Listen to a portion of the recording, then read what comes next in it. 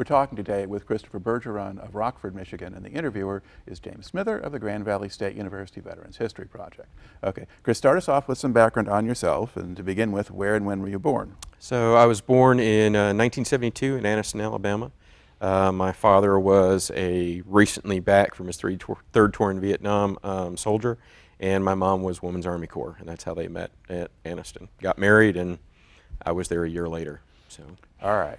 And now, was your father stay in the Army? Was he a career guy? Or? Yeah, my dad stayed in the Army. He had a 26-year career, retired out of Fort Benning. My entire childhood, we bounced between Germany and different locations in the Alabama, Georgia area. And final place we bounced to right before I was going into high school was Fort Benning, Columbus, Georgia.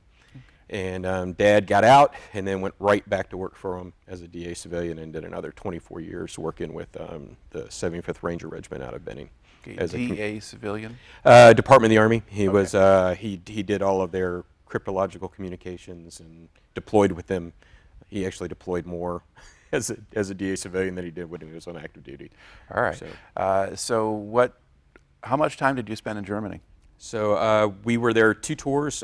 First one, when I was really young, we did 3 years. But the second tour was more those formative years. I was there from the time I was 9 till 15. So pretty good second tour. My parents loved Germany, so we kept extending.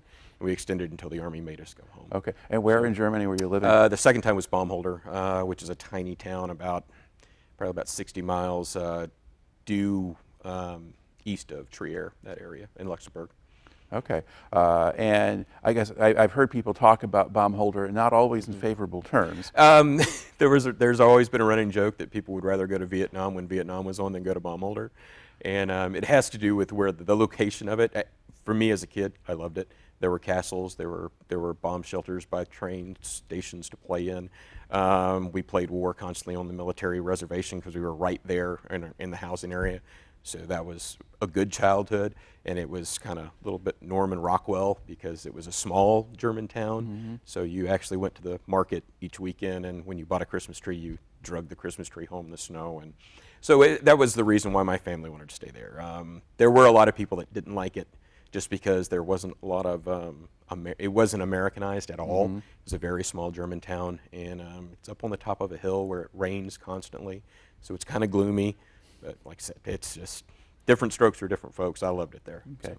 And did your family travel around a lot while you were there? We were really fortunate, yes. My mom was assistant dean for one of the student colleges over there by that point, and so we had a left expendable income that we traveled all over Europe as children. I mean, I'd say every other month we were on the train going somewhere.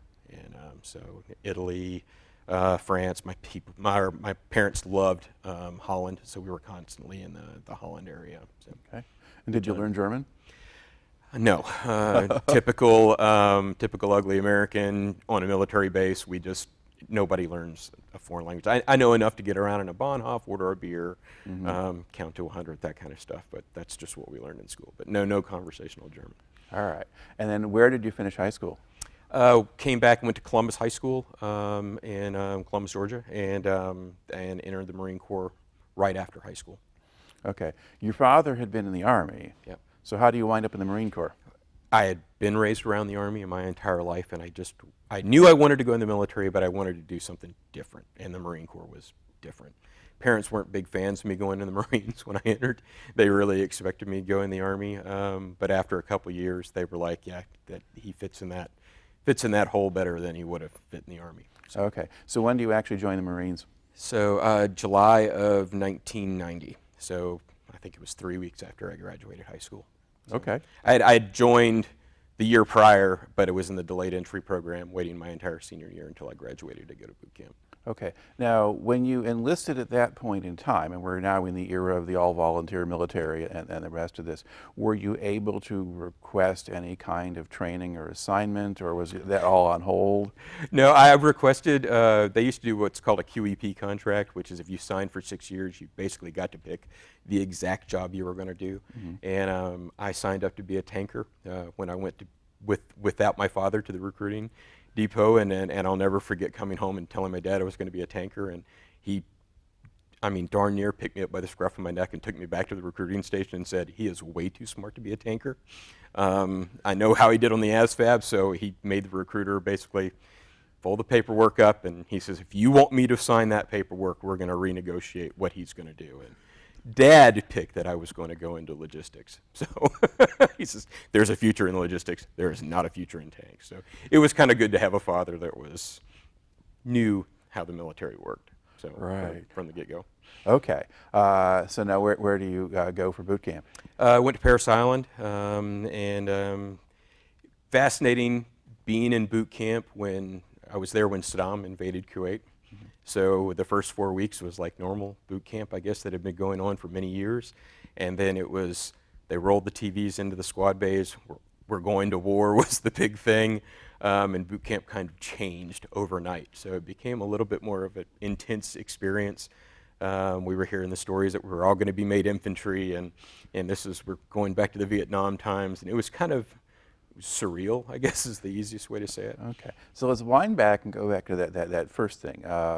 Describe the Parris Island facility a little bit. Kind of where is it? What's it look like? Kind of funny because we used to holiday in Hunting Island, which is right next to Parris Island. When I was a child, I had no idea that those two things were so close.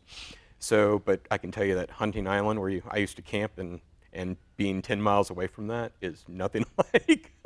Parris Island's kind of like you get on the bus at Charleston Airport. They tell you to shut up, put your head down, and you get to the gates of Parris Island, and drill instructor comes on. Life as you know it's ended. You're all going to be Marines, and put your heads down. And it's almost like they don't want you to see how to get off the island.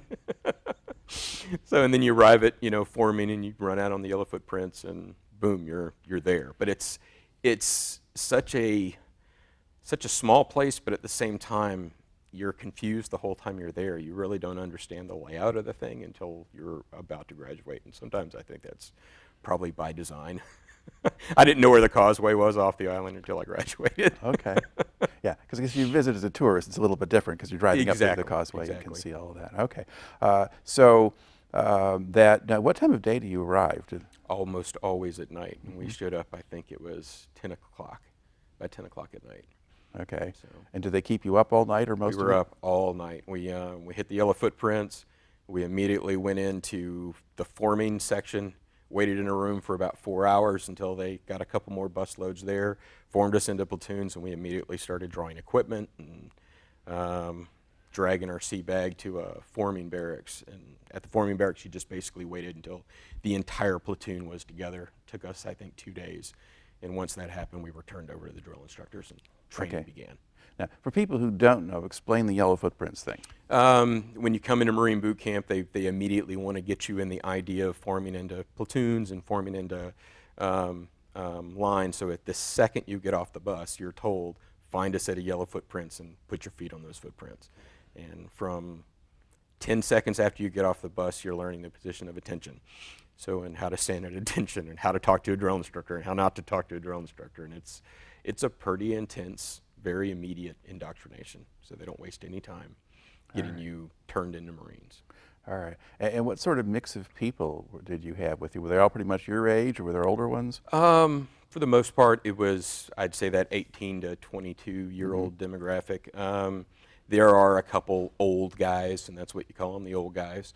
That each platoon seemed to have one or two guys that were that odd bird that was 27, 28 years old, usually called pops or something like that. But yeah, it was pretty much everybody, and when it came to, you had every ethnicity, every body type.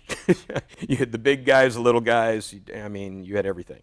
So the only thing you didn't see there was not the Marine Corps just doesn't let a lot of heavy set people in there. So it's pretty much a bunch of in shape, pre-in shape young males. Okay.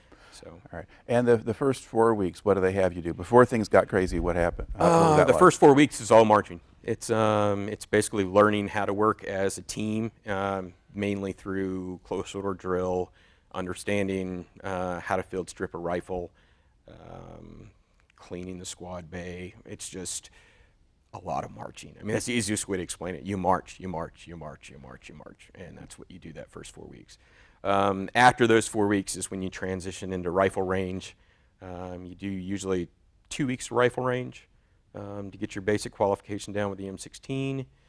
Then you do what they call like a week of mess and maintenance. And mess and maintenance is they take platoons off the line out of training for a week, and they do all the things that need to operate the base for the other recruits. We went to weapons company. Actually, we were already there for rifle range, and we ran the chow hall for a week. So we were the guys that were the backbone of running the chow hall for an entire week. Okay. That was our maintenance. All right. And then, I mean, how long was the whole boot camp? It was 12 weeks in all. After mess and maintenance, we did, I think it was 4-week. They call it basic combat training. And then that's all out. Basically, you're camping the entire time. You're out in a 2-man shelter or fighting holes. And it's your introduction to Marine Corps combat. Okay. So. Now, did your own military background kind of help you at all adjust to that boot camp? It did and it didn't. I did 3 years of high school ROTC, and I also just growing up around the military. So from an understanding how the military did things, understanding basic combat stuff, I was already there. But at the same time, I had already led, I guess, a little bit in ROTC. So I had to erase some of that and go back to just being a straight follower, because I got out over my skis, we'll say, a couple times with drill instructors, trying to be more than I was. So that led to some but that's just normal growing pains. I mean, different people, everybody has a different experience at boot camp. So. Okay. So and at that point in time, how did they discipline people who got out of line?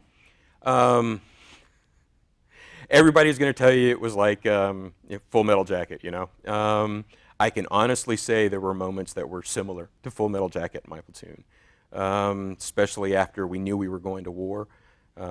Not trying to hype it or exaggerate it, but there were people that were punched. There were people that were slammed into stanchions. My drill instructor, my heavy drill instructor, you usually have 3 drill instructors. You have your senior drill instructor, you have your basically everyday drill instructor who's a young learning drill instructor, and then you have what's called the heavy. The heavy is the guy that he's kind of like, he's just the mean guy that gets everything done. Our heavy ended up relieved the following platoon and kicked off the drill field for abusing recruits. Interesting story. He went to be the CG's driver. They liked him so much, he told the story of why he was thrown off the drill field. The CG reinstated him the following year. He was meritoriously promoted up to gunny, and I ran into him right before I retired, and he was a master gunnery sergeant. So he had found a loophole to get out through the back door because they loved him so much. He actually ended up pushing recruits up at Quantico on the officer side of the house later in his career, and retired a master gunnery sergeant out of I called him up one day. So I'd heard his name, and it's one of those things when you hear your drill instructor's name, years later, it freezes you. And one of the guys was talking, he was motor T chief, and one of the guys was saying, "Hey, I'm talking to Master Guns." I'll go say Foshi. He's a great guy. I was talking to Foshi yesterday, and I froze. I was a major, and I froze. And I said, "Drill instructor Sergeant Foshi?" They said, "Yeah, he was on the drill field." I said, "Oh, yeah, I know he was on the drill field." And I picked up the phone, and I called him, and he says, "Master Gunnery Sergeant Foshi." I said, "This is Recruit Bougainville." So they called me Bougainville because they didn't like pronouncing Bergeron, so they named me after some island in the Pacific. He says, "Bougainville, how are you doing?" I said, "I'm a major now." He goes, "Oh, you did pretty well for yourself." So yeah, it was rough. I mean, boot camp was no joke, especially after there was this idea that we were no longer a peacetime Marine Corps and we were training for war. Okay. Now, at this point, 1990, were there any of these drill instructors left who had been to Vietnam, or were they all gone? Yeah. No. In fact, on the entire island, the only people I can remember that were Vietnam were some of the senior officers. You saw some Vietnam campaign ribbons. But and the sergeant major of the boot camp was a Vietnam veteran. And when I got to my first unit, we had a couple of Vietnam veterans. But it was getting to the point where there were master gunnery sergeants or sergeant majors were the only guys left from Vietnam. Yeah. So. Yeah, and as it was, we took most of the Marines out of Vietnam earlier than most of the Army units. So there's that pushes the clock back that much further. All right, but at the same time, once Saddam goes into Kuwait, now you have this sense of urgency. Now, so you finish So when do you finish your boot camp? I finished boot camp. It's a 3-month process. Immediately left. We got, I think, 3 days or 4 days leave, and then we had to report for MCT, Marine Combat Training at Geiger. Every Marine goes through basic Marine Combat Training. Basically, they take the first 4 weeks of the basic infantryman's course, and everybody does it. And then the people that are going to be infantry, they stick around, and I think they do another 8 weeks. We go on to whatever our other job specialty is going to be. Okay. So where is Fort Geiger? Camp Geiger is right next to Camp Lejeune. Okay. So it's now you're attached to that complex, just on the other side. Because you're in North Carolina now rather than North South Carolina. Yep. Yeah. All right. Okay. And so how does that, the combat training you're getting now, how does that differ from what you had at Parris Island? Parris Island was kind of throw hand grenades, learn how to climb under wire, learn what to do when a flare goes off, that type of stuff. It was very, very basic stuff.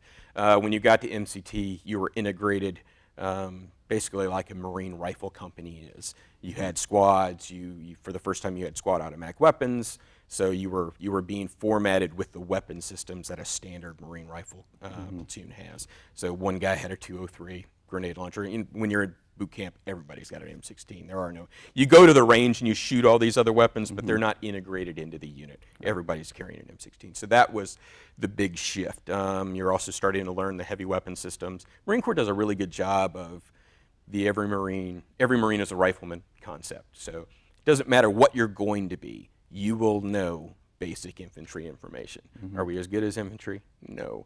But you can always turn to a Marine and say, get on the line, dig a fighting hole, and get ready to repel the enemy. Every Marine can do that. So they do a really good job with that. And that's what MCT was. Okay. And so then how long is the MCT? 4 weeks. Just the 4 weeks, right? Because the 4 weeks there, and if you were doing infantry, then you'd stay a lot longer. But now you move on to your more specialized training. Exactly. And I went up to Norfolk to the Amphibious Embarkation School, and that's where I became a Logistics Embarkation Specialist. It was a 4-week school. That school at the time was abbreviated by a week because there was a real need in the units, because we were getting ready to do a major movement to get more of us logistics embarkation kids out into the units and to field us into the units. Okay. So what do logistics and embarkation people do? Logistics guys do everything. You're kind of a jack of all trades. You're in charge of organizing, from the organizational side, all of the movements. You're in charge of everything kind of falls under you that doesn't fall under a combat role. So we could say beans, bullets, and Band-Aids. So if it fits in one of those categories, it falls under logistics, and you're in charge of doing those things and doing the movement piece of it. So chow halls, medical, all that stuff falls underneath logistics. All right. So what did did you do actually 3 weeks of training? We did 4 weeks, but it was supposed to be 5, but we did 4. Okay. But everything that we get in school is not that. All the logistics stuff you're going to learn kind of OJT once you get out there. The things they taught us were the specialized movement piece. How do you interface with the Air Force and load an airplane? How do you load a train? How do you load flatbed trucks? How do you plan the loading of ships? We learned basic trim, stress, and stability. Got to put the tanks on the bottom, that type of stuff. You got to spread load the decks, and with airplanes you learned how to load aircraft so that you had a center of balance. So there was a lot of I wouldn't say advanced math, but a lot of heavy math. Basically trying to figure out moments in an airplane so that based on the weight of all the equipment, the airplane is balanced as it takes off. That type of stuff. So. Okay. So they're sort of orienting you so that when you join a unit, you're coming in at the bottom and they pretty much show you what to do? Yeah, they're giving you all the base skills that the unit's not going to have time to teach you that are also skills that have to be formalized. The Air Force piece of it, there's a requirement before you're allowed to do Air Force load plans where you're certified to do them. And we received our certification there at the school that we were certified to sign a load plan that yes, this is a legal load plan. To give the Air Force to load their airplane, that type of stuff. Okay. So when do you finish that? Finished that in December. It was mid-December when we were done. They gave us, I think, 2 days to get everything together there at Norfolk before they sent us directly to our unit, so we didn't get any leave there. I was sent to H&S Battalion's 2nd Force Service Support Group at Camp Lejeune, and that was another show up at my unit, and showed up with 4 guys that I'd been, 2 of them had been in my platoon at boot camp, 2 others were at the same time at boot camp. We all went through school at the same time, and when we all showed up there, they looked at the 4 of us and said, go to supply, draw everything you need, you're going to get 4 days of leave, get your butt back here, because we leave on the 31st of December for Saudi Arabia. So it was kind of like, it was like whiplash shock. I mean, none of us expected that a bunch of brand new Marines coming to the fleet. We were like, okay, yeah, we're going to go to some unit. We're going to wait around for a while. They'll all be gone when we get there, or they'll be getting ready to go out the door, and they won't take us. But no, it was, welcome to the show. All right. So, okay, let's start the show. December 31st, what happened? December 31st, went to the airfield in Cherry Point, got on a civilian airliner, and flew for 16 hours to an airport right next to Jebel Ali, Saudi Arabia. Landed there, got there, we got into our tent on New Year's Eve, or no, New Year's Day. Now, yeah. Yeah, New Year's Day. And within 48 hours, we were in the port starting to download ships that had been sent months earlier.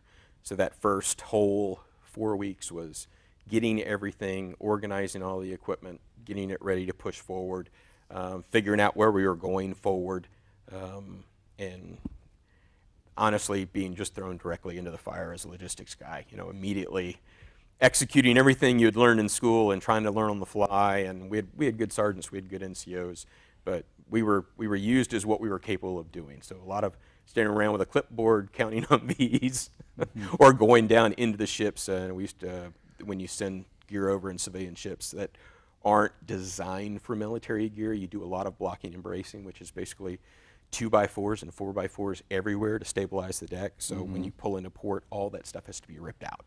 So, and it's just one big working party, guys swinging sledgehammers and tearing mountains and mountains of wood out to free up all the stuff to get out of the ships. Okay. So do you take your turn with the manual labor? Yeah. So that was basically 8 hours of manual labor, 4 hours of working on the port doing other stuff, and then repeat that each day. So usually a 12-hour shift is what we were doing. Okay. Now, what were what weather conditions like at that point in time? Well, the beauty of being in the desert in December is it wasn't that bad. So, and during the day we were getting up into the 80s, but during the evening it was nice and cool, and a lot of guys preferred to be on the night shift because it was just a really nice working condition. You weren't dealing with the sun. It was really buggy there, which was really strange. You get to Saudi Arabia and you're expecting just desert, and you don't understand that parts of the world that you've always thought of. You get this Omar Sharif view of what Saudi Arabia is, and then you get to a coastal area in Saudi Arabia and realize this is kind of a swamp. Yeah. Kind of stinks, and it's full of mosquitoes and bugs. And so that was an awakening. But no, it wasn't bad. I mean, we're getting 3 square meals a day. Got a place to sleep, got guys with you that you've been with since boot camp, but there was that apprehension of what the heck's going to happen? What are we going to go do? And I think at that point, when you're at the low rungs of the Marine Corps, you have no idea what's coming down the pipe. You just kind of doing what you're told to do. So that was interesting too. Okay. Now, were there kind of rumors about what the Marines were going to do? Were you going to go land someplace? Or? There were rumors that we were going to get back on ship, and we were all kind of confused by that. Why did we bring everything here to get back on a ship? So, and you always get that, the corporals running around that are in the know. We're doing this, we're doing that. We were told we were doing everything from invading Iraq and going straight to Baghdad. We were going to be the lead force going into Kuwait City. You name it. I think I heard every rumor that you can hear. And you didn't know what to believe, and quite honestly, I don't think anybody probably below the rank of captain knew what was coming down the pipe. Everything was pretty close hold at that point. What we knew was you'd know when you got there. That was kind of the feel. We were going to push north, and we were going to go into cantonment sites right along the border. And that was the process that first couple weeks in there. And that's what we did. After we got everything off the ship, we started pushing gear north. The main MSR from Jebel Ali went up to a place known as Mashab. And then from Mashab, you push out into the desert, and there was DSC Al Kabrit. And what we were doing was working our supplies now that I've seen the post-mortem, of what happened, years later, being able to study and understand finally what we were doing. It was a huge logistics push. We worked for General Krulak when he was a 1-star. He was in charge of us. Ended up becoming the commandant years later. But we were doing a huge logistical push that had not been done. It was a style of warfare that we hadn't seen before, where we were going to push the logistics basically up to the front line because we weren't worried about them coming across that front line. That way, when the infantry and the armor moved forward, we would be that much closer with a fighting support that they were going to need for that initial push that was going to go. And I think that's when we figured out that we were going to be the guys that went into northern Kuwait and southern Iraq is basically where the push was for the Marine Corps. The Army moved farther out west and swept into more of central Iraq during the fighting. Right. Yeah. Okay. Now, one thing. What was the infrastructure like? Did you have functional roads, or did you have to build roads? Well, the road going to Mashab was a functional road. It was a highway that went up north, but as soon as you punched west, it was a road that we were basically in the process of building, which is another thing that made it really interesting. We were doing a lot of the convoy ops that were being done with civilian tractor trailers and with foreign labor. So I know me personally, the night the air war started, I remember being in the bunker, and the next morning I was leaving and taking my own convoy. So here's a PFC being given 3 trucks, 3 guys that don't speak English, and told, drive north till you get to this spot, and then when you get there, you're going to go west until you see this.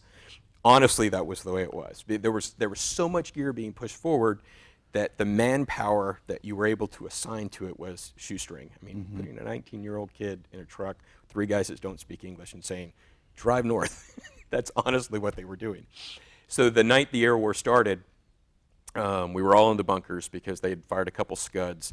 We all got in the bunker, turned on the radio, listened to George Bush's, the president's speech about how the air war had begun. And the next morning I got into my truck, went north, and I can still remember we got all the way north. We found the turn. There were actually Marines there that were guiding you, go that way.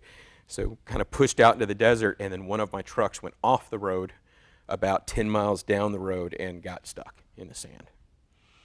So it was kind of like, okay, there were flares going off out in the distance. Didn't know what that was. 19-year-old kid, have nobody I can talk to. So it was kind of like, okay, we're just going to sit tight until the morning, until somebody else comes by, flag somebody down, and we'll get towed up the road. So you had no radio yourself? No radio, none. The neat thing not neat thing, but bad thing that worked out too is I had been assigned 2 Pakistani drivers and an Indian, and they were not big fans of each other. So they wouldn't even eat together. So, and the Pakistani guys kept giving the Indian guy a hard time, and it got to the point where I was basically trying to just calm them down, because it was the Indian guy that had driven off the road, so there was this national tension between them. It was just a bad thing.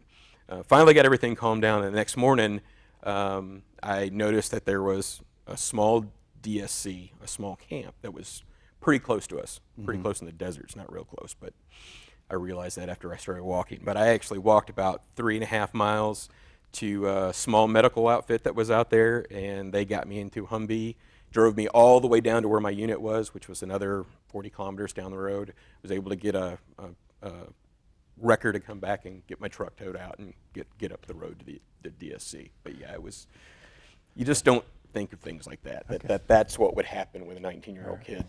All right. Don't be careful with your microphone. Okay, sorry. Okay. So basically, you weren't even missed? No. No. But I think it was because we had so much going on that it was like, okay, you can't get lost. You might get stuck, but you can't get lost. There's only 2 roads. So eventually you will get there, we will find you, we will come along and recover what we're recovering. Okay. Now you had mentioned earlier, you talked about Scuds, and those were ground-to-ground missiles that the Iraqis were launching at us. And they were doing that before the start of the air war? So they did it as soon as the air war began. Okay. So yeah, so that night, as soon as we started attacking them, they started lobbing Scuds. So we we heard a Patriot go off from the area we were in. I didn't see anything, but we could hear that something had launched. Yeah, and then the Patriot's the American anti-missile system. Exactly. Yeah. Yeah. I mean, a lot of that was famous at the time in the news coverage, but if you didn't watch it or were too young, you wouldn't know that. Yeah, so that's all going on. But most of the Scuds were kind of fired at major bases and larger targets, and so once you're kind of out toward the desert someplace, not your problem. No. Okay, so you get your convoy out to join the unit. Now, do you bring more convoys, or do you? No, it was kind of like a one-way thing. You were going to where you were going, so you each were assigned to bring a piece of it up there. There were units. My unit wasn't. My unit was kind of we were the headquarters unit, so we were supposed to get where we were going. The motor transport units, those units they kept shuttling back to bring stuff up. So. All right. So once you were out there, how long did you sit there? About a month before the ground war started. Okay. So we were out there in the desert for about a month. We had been there in time, kind of. Don't remember exactly when. It all kinds of bleeds together. But we did have there was one time where the Iraqis launched a small thrust into the Mashab area, which was pretty close to us. We were close enough to see the flares going up from the units.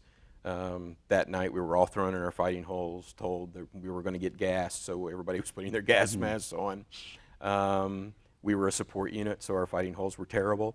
So they were all about 2.5 feet deep, and we never thought we were going to have to use them. So that was interesting, and I can still remember we were sitting in the fighting hole. It was me and Carney, PFC Carney. He was one of my friends from boot camp, and General Krulak and a sergeant major went walking fighting hole to fighting hole on the perimeter. And he says, well, we heard and he was telling all of us what was going on, and he got to us and he said, we've been told some tanks have broken through. The Army Tiger Brigade was working behind us out west at the time, and they ended up moving that unit out in front of us so that we were never in any danger. I remember Carney, though, looking at the general, looking at us, he says, sir, what am I supposed to do to a tank with this? And the general says, don't worry about it. We're going to figure it out before they get here. So that was pretty interesting. That was one of those funny moments in a war where a PFC says something that's, in hindsight, really, really funny. Right. Okay. Now, Krulak. I mean, there was a Krulak who was high-ranking in the Marine Corps during the Vietnam War. Victor Krulak, and that is his father. Okay. So yeah, we had Chuck Krulak, and Chuck Krulak's a really interesting dude. He's one of those guys that knows everybody underneath his command down to the smallest guy and remembers your name, and so he was really able to really interface with all the way down to the young Marine level. Probably the reason why he made it all the way to commandant of the Marine Corps. But yeah, he was a stellar guy, but he had his quirks too. Krulak was about as tall as I am, so he was one of those Marine generals that was, right at the 5'5", 5'6" height, and he would have a platform built wherever he was, even out in the desert. He had his office in a Connex box, and he actually had a platform that his desk sat up on. That when he stood up, he was taller than everybody in the room. We all said that he had a Napoleon complex, but he was a really, really good officer. All right. Now, aside from that one little bit of excitement, how did you spend your time sitting out there in the desert? Day-to-day operations was organizing all of the things that were coming up and down the MSR. So supporting the G units, the general shop units. We were just below the general's headquarters, and what our job was basically was to take care of the general's headquarters. So anything the general's headquarters needed, we were the ones that supplied them with it, from supplies to movement, all of the motor transport assets that they needed, that type of stuff. And we ran the chow hall, everything there on the DSC. So we were basically the housekeeping agency for the facility that the general staff was using. All right. Now, did you have problems keeping dust out of things, or was there? So dust was everywhere. In fact, it wasn't just the dust. We had been up there about a week and a half, and we got one of the worst torrential rainstorms that the area had seen in. Even the weather guys were like, "This just doesn't happen. This is like biblical." And what we had done is because of the worry about artillery and not having concrete to build concrete barriers, everything was in pits. So we would dig these huge pits with dozers, and we'd put everything at the bottom of the pit. Well, when you dig pits in the desert and you get a torrential rainstorm, I can still remember waking up that morning, hearing the rain, but then waking up and opening your eye and seeing your shower shoe, your flip-flop float by, and realizing that there's a foot of water in the tent, that type of stuff. So we lost, I can't tell you how many computers, what that did to the electrical grid, because we had wires that were just open wires that were running everywhere. It was chaos for about a week just trying to put things together after the rainstorm. So yeah, the mud was worse than the dust. Okay. Yeah. All right. Now, eventually, the fighting actually starts. The Americans launch their attack. Yeah. So what happens with your unit at that point? That was interesting too, because we were close enough to the front lines that we could hear the carpet bombing that was taking place on the front line. It was every night for several days before the big attack started. And when they went through on the breach line, they dropped a 10,000-pound fuel air vapor bomb right before they pushed through, and that was something else. We actually had gotten word that night they were going to drop the big bomb, and the fuel air vapor bombs are really good at basically destroying things that are dug in. So it blows up your mines, it blows up your barbed wire, and they dropped one of those right on the breach line. And once everybody pushed forward, we started punching convoys right behind them, supporting those units. So basically running ammunition, running all those types of supplies that they needed to go up there. The farthest my unit ever got was just right there at that breach line, but we were constantly sending convoys into the breach and following the combat units that were pushing forward. All the way up, I took several convoys up to the northern area of Kuwait and one convoy into Kuwait City. Okay. Now, as you're doing, are you still using these civilian trucks? Or are you No, by that point we were using all military equipment. So we weren't, the civilian trucks were basically just to get us there in the desert quickly. But from that point, it was all of our maneuvering was done with military assets. So mainly LVS's, logistical vehicle systems, look like big heads. So we still use them today. Really good trucks, 5 tons, that type of stuff. Okay. And what do you remember about going into Kuwait?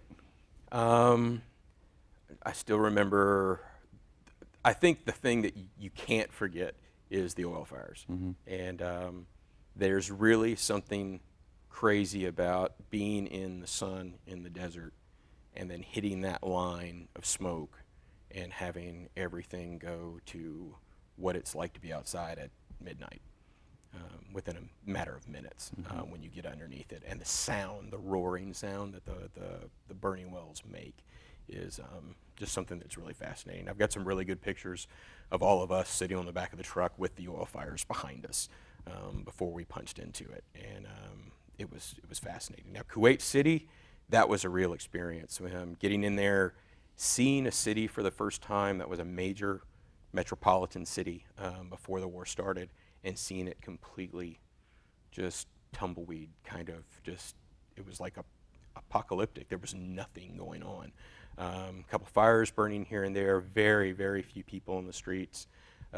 We were running our convoys up to a unit that was right on the outskirts. So we actually had the Kuwaiti Army took Kuwait City. The Marines didn't, but we were directly supporting the Kuwaiti troops that were taking Kuwait City. So we did get into the city some, supplying them and supplying our troops that were on the outside. And we actually had an afternoon after we pushed up there, and because everything had happened so fast, the city wasn't, there weren't security checkpoints everywhere yet. It had just fallen, and we had an old man that came out and invited us in for tea and introduced us to his family, and I've got pictures where we actually sat down with this Kuwaiti family, and they brought everything they could to us. There were American flags everywhere. They were so happy to see us. They wanted to feed us. They wanted to give us tea, introduce us to all of his sons, you know, and his daughter was there. I still remember that, and he was talking about how they had kept her hidden the entire time because they were worried the Iraqis would get their hands on her. And so that was neat. I've actually got a picture of her with the hat on, and she's holding the rifle, and she's got one of the guys' flak jackets on, and got some really, just really cool keepsakes from them. Okay. And did you see anything of the Kuwaiti Army? Just them walking. They had pushed to the northern side of the city. We were kind of in the southern side of the city at that point. The fighting was over. Right. By that point, it was over in, I think 48 hours in Kuwait City. And that was about it. That was as far as I got in. And then within 3 weeks, we were already starting to move stuff back south. Because there's already a ceasefire pretty quickly. Yes. Yeah. Yeah. I mean, once the Iraqi army tried to push itself out of Kuwait City and the air power hit it, that was the end of the Iraqi army. That was the end of the offensive. They were done. So from a military perspective.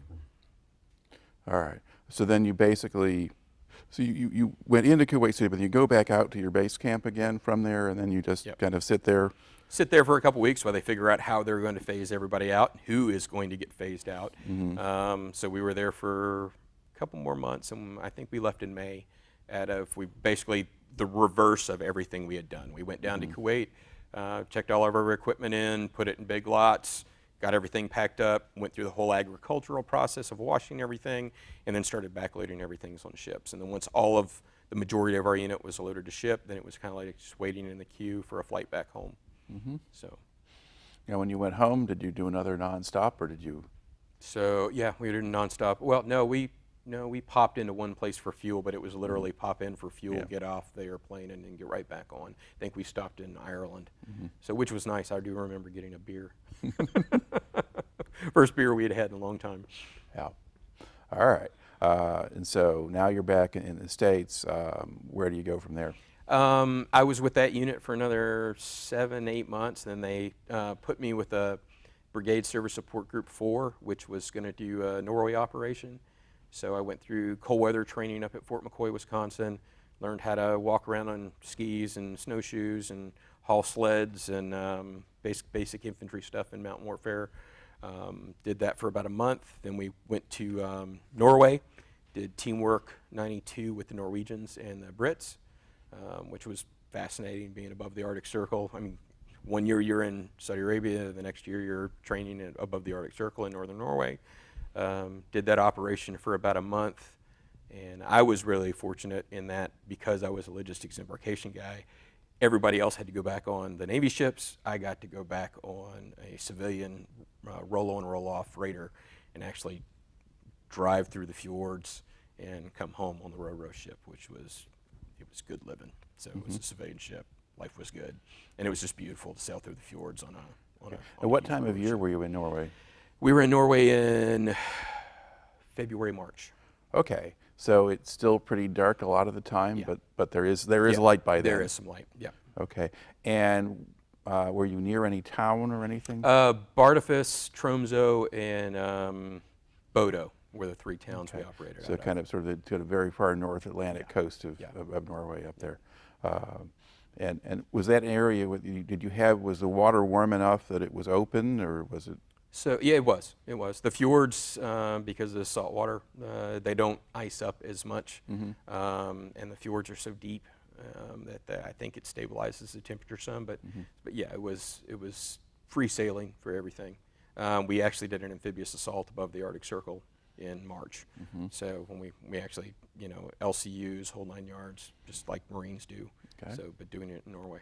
And what impression did you have of the NATO troops you were with? Really good people. The Norwegians especially. Norwegians are one of the most proficient, well-trained armies I've ever worked with, especially when it comes to mountain warfare. They're just awesome at what they do. They were playing Op 4. We were the good guys. They were playing the aggressors. I can still remember us just getting set up and having, they used little snow cats, basically like a snow machine, painted white, and they came pouring out of the tree line on snowcats, shooting us up with blanks. So they were really good at what they did, and it was an interesting military to work with too, because at the time they had females integrated in their infantry units, but their platoons would be an all-female platoon and an all-male platoon. So that was interesting coming around, being around female infantry troops, because it was something that wasn't even an idea at that time in the Marine Corps. The Brits were always great. I've been fortunate enough to work with the UK many times in my career, and they're really professional soldiers. So. Okay, and then so you get back again, and so now we made it into 1992 at this point. You're there. All right, and then from there, where do you go? I left there. It was time for me to rotate out, so I left my first unit and I went right across the New River there from Camp Lejeune, basically across the street to New River Air Station, and I became the embarkation NCO for HMM 263, which is a CH-46 Echo Squadron, Sea Knights, which is what the Osprey replaced. Great unit for a young guy to be in. I'm a really good swimmer, always have been, so immediately upon getting there, the CO of the unit came in and said, "Welcome to the unit, can you swim?" And I said, "Yeah, I can swim." He goes, "Get to the pool tomorrow because we're going to make you an air crewman." And I was like, "What do you mean?" He's like, "You're going to fly on a helicopters and you're going to shoot machine guns." And I was like, "Yeah, sign me up." Yay, flight pay.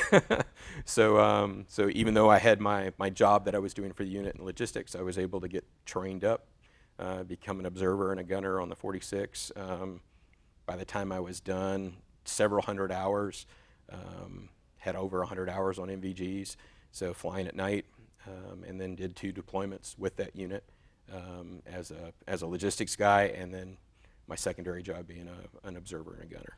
Okay. Now the CH-46, that's an old model helicopter. Old They used those in Vietnam, right? In fact, we had helicopters in our unit that we were able to track the history back to Vietnam.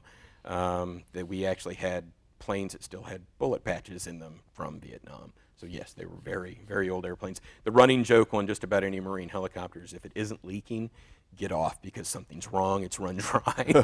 So yeah, it was, in fact, I got one chance in my career to go up to HMX-1, which is the helicopter unit for the president, because I had a friend up there and actually walk through their line and see some of their helicopters. And just looking at the press versions of the 46s that we were flying, it was night and day difference. I mean, ours, you had everything was exposed on the inside of the skeleton of a 46 that was actually in the fleet. So every wire you could see, every hose you could see. You went on the press versions and they have these nice white covers over everything, and yeah, it was totally different. So, but yeah, it's a fascinating airplane, very old airplane. All right. And you had 2 deployments. Talk about those. First deployment was in Somalia. We went out on the USS Wasp, went down, got to do a crossing the line ceremony and become a shellback, so that was really cool with the Navy. All right. So the Wasp is an aircraft carrier. Yeah, it's an LHD, which is a miniature amphibious aircraft carrier. It has a well deck, so it can do landing ships and has an air complement on top of it. Okay. So, and it was the air complement helicopters? Yes, helicopters. We had 4 heavy lift helicopters, the 53s, 12 of us, which were troops movers. And then we had 3 Hueys, I think, and 4 Cobras. And then we also had 6 Harriers on the back of the plane, 6 jump jets. Yeah, so that's a jet, the regular aircraft, but it makes a vertical takeoff. So they take off forward on that platform, okay, because if you take off forward, you can carry a lot more ordnance up in the air and you burn a lot less fuel, but they do come back and recover vertically. So there's no need for arresting wires. Right. So you have a fairly substantial flight deck, but it's not as long as on a fleet carrier. No, probably, I think they're 250 feet shorter. I think it's 840 feet, roughly the size of a World War II battleship. Okay. I mean, not a battleship, but a World War II aircraft carrier. Okay. Essex class. So that's still a pretty good size ship. It is good size. All right. And what were you doing in Somalia? This was when Somalia was going through its civil war period. We were the 2nd Marine Force that had been there. We had relieved the West Coast guys that went in there first. Low intensity type stuff, making sure the embassy was taken care of, getting stuff in and out of the embassy. Most of our runs were in and out of the embassy compound. We had reconnaissance elements that was when we were first starting to look for a fair ID and try to bring him in. I remember there was a movement afoot. I remember the MU commander said we want to get a deed and put him in our brig. So that was kind of the mindset we had when we were down there, was that we were going to take some of these bad elements out of the country. We never did it. We also did a lot of training with foreign troops in there. The Dutch were in Kismayu. We would go down and train with the Dutch, just integrate them with our helicopters, us with their infantry. We also used Kismayu, the southern airfield, so our pilots could do a lot of training. It was a controlled airfield, so we were able to go in there at night and do night flight operations, that type of stuff. It was really, really low intensity stuff. A couple bullet holes in a couple airplanes during the entire tour, so nobody ever injured. But no, it was kind of funny. You'd go out and fly in Mogadishu and just be flying the night pattern, just getting pilots' hours. And as your planes would go towards the shoreline and you would come back, you'd see tracers come out from the coast and just go in the water. They were shooting at the lights, but we were so far out to sea that they couldn't hit us.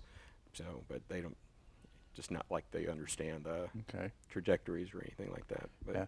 Now, did you have any dealings with any of the Somalis yourself, or were you always? I got into Mogadishu a couple times, but no. And in my capacity being with the air wing, there was no integration. We had some infantry troops that were in there that were holding the port facility and reinforcing the embassy. Those guys did a lot more of that type of stuff, but we didn't. We were supporting getting them in and out mainly.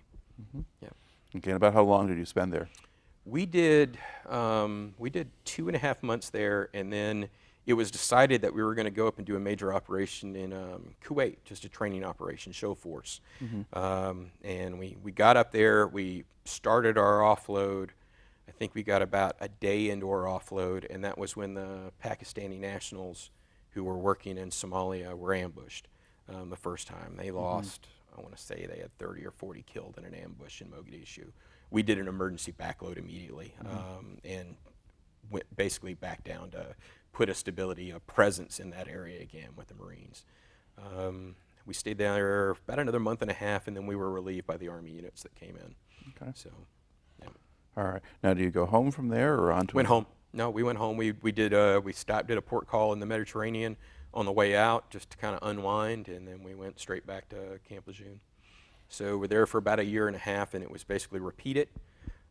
Back on the Kearsarge this time, which is just a different name, same class as the Wasp, and we went straight to the Adriatic. That was when Bosnia was first kicking off, and we basically ported in the Adriatic and spent almost the entire deployment in the Adriatic. And the only thing our unit really did there was we had Captain O'Grady from the American F-16 pilot that was shot down. We were the squadron that went in and grabbed him in the evening.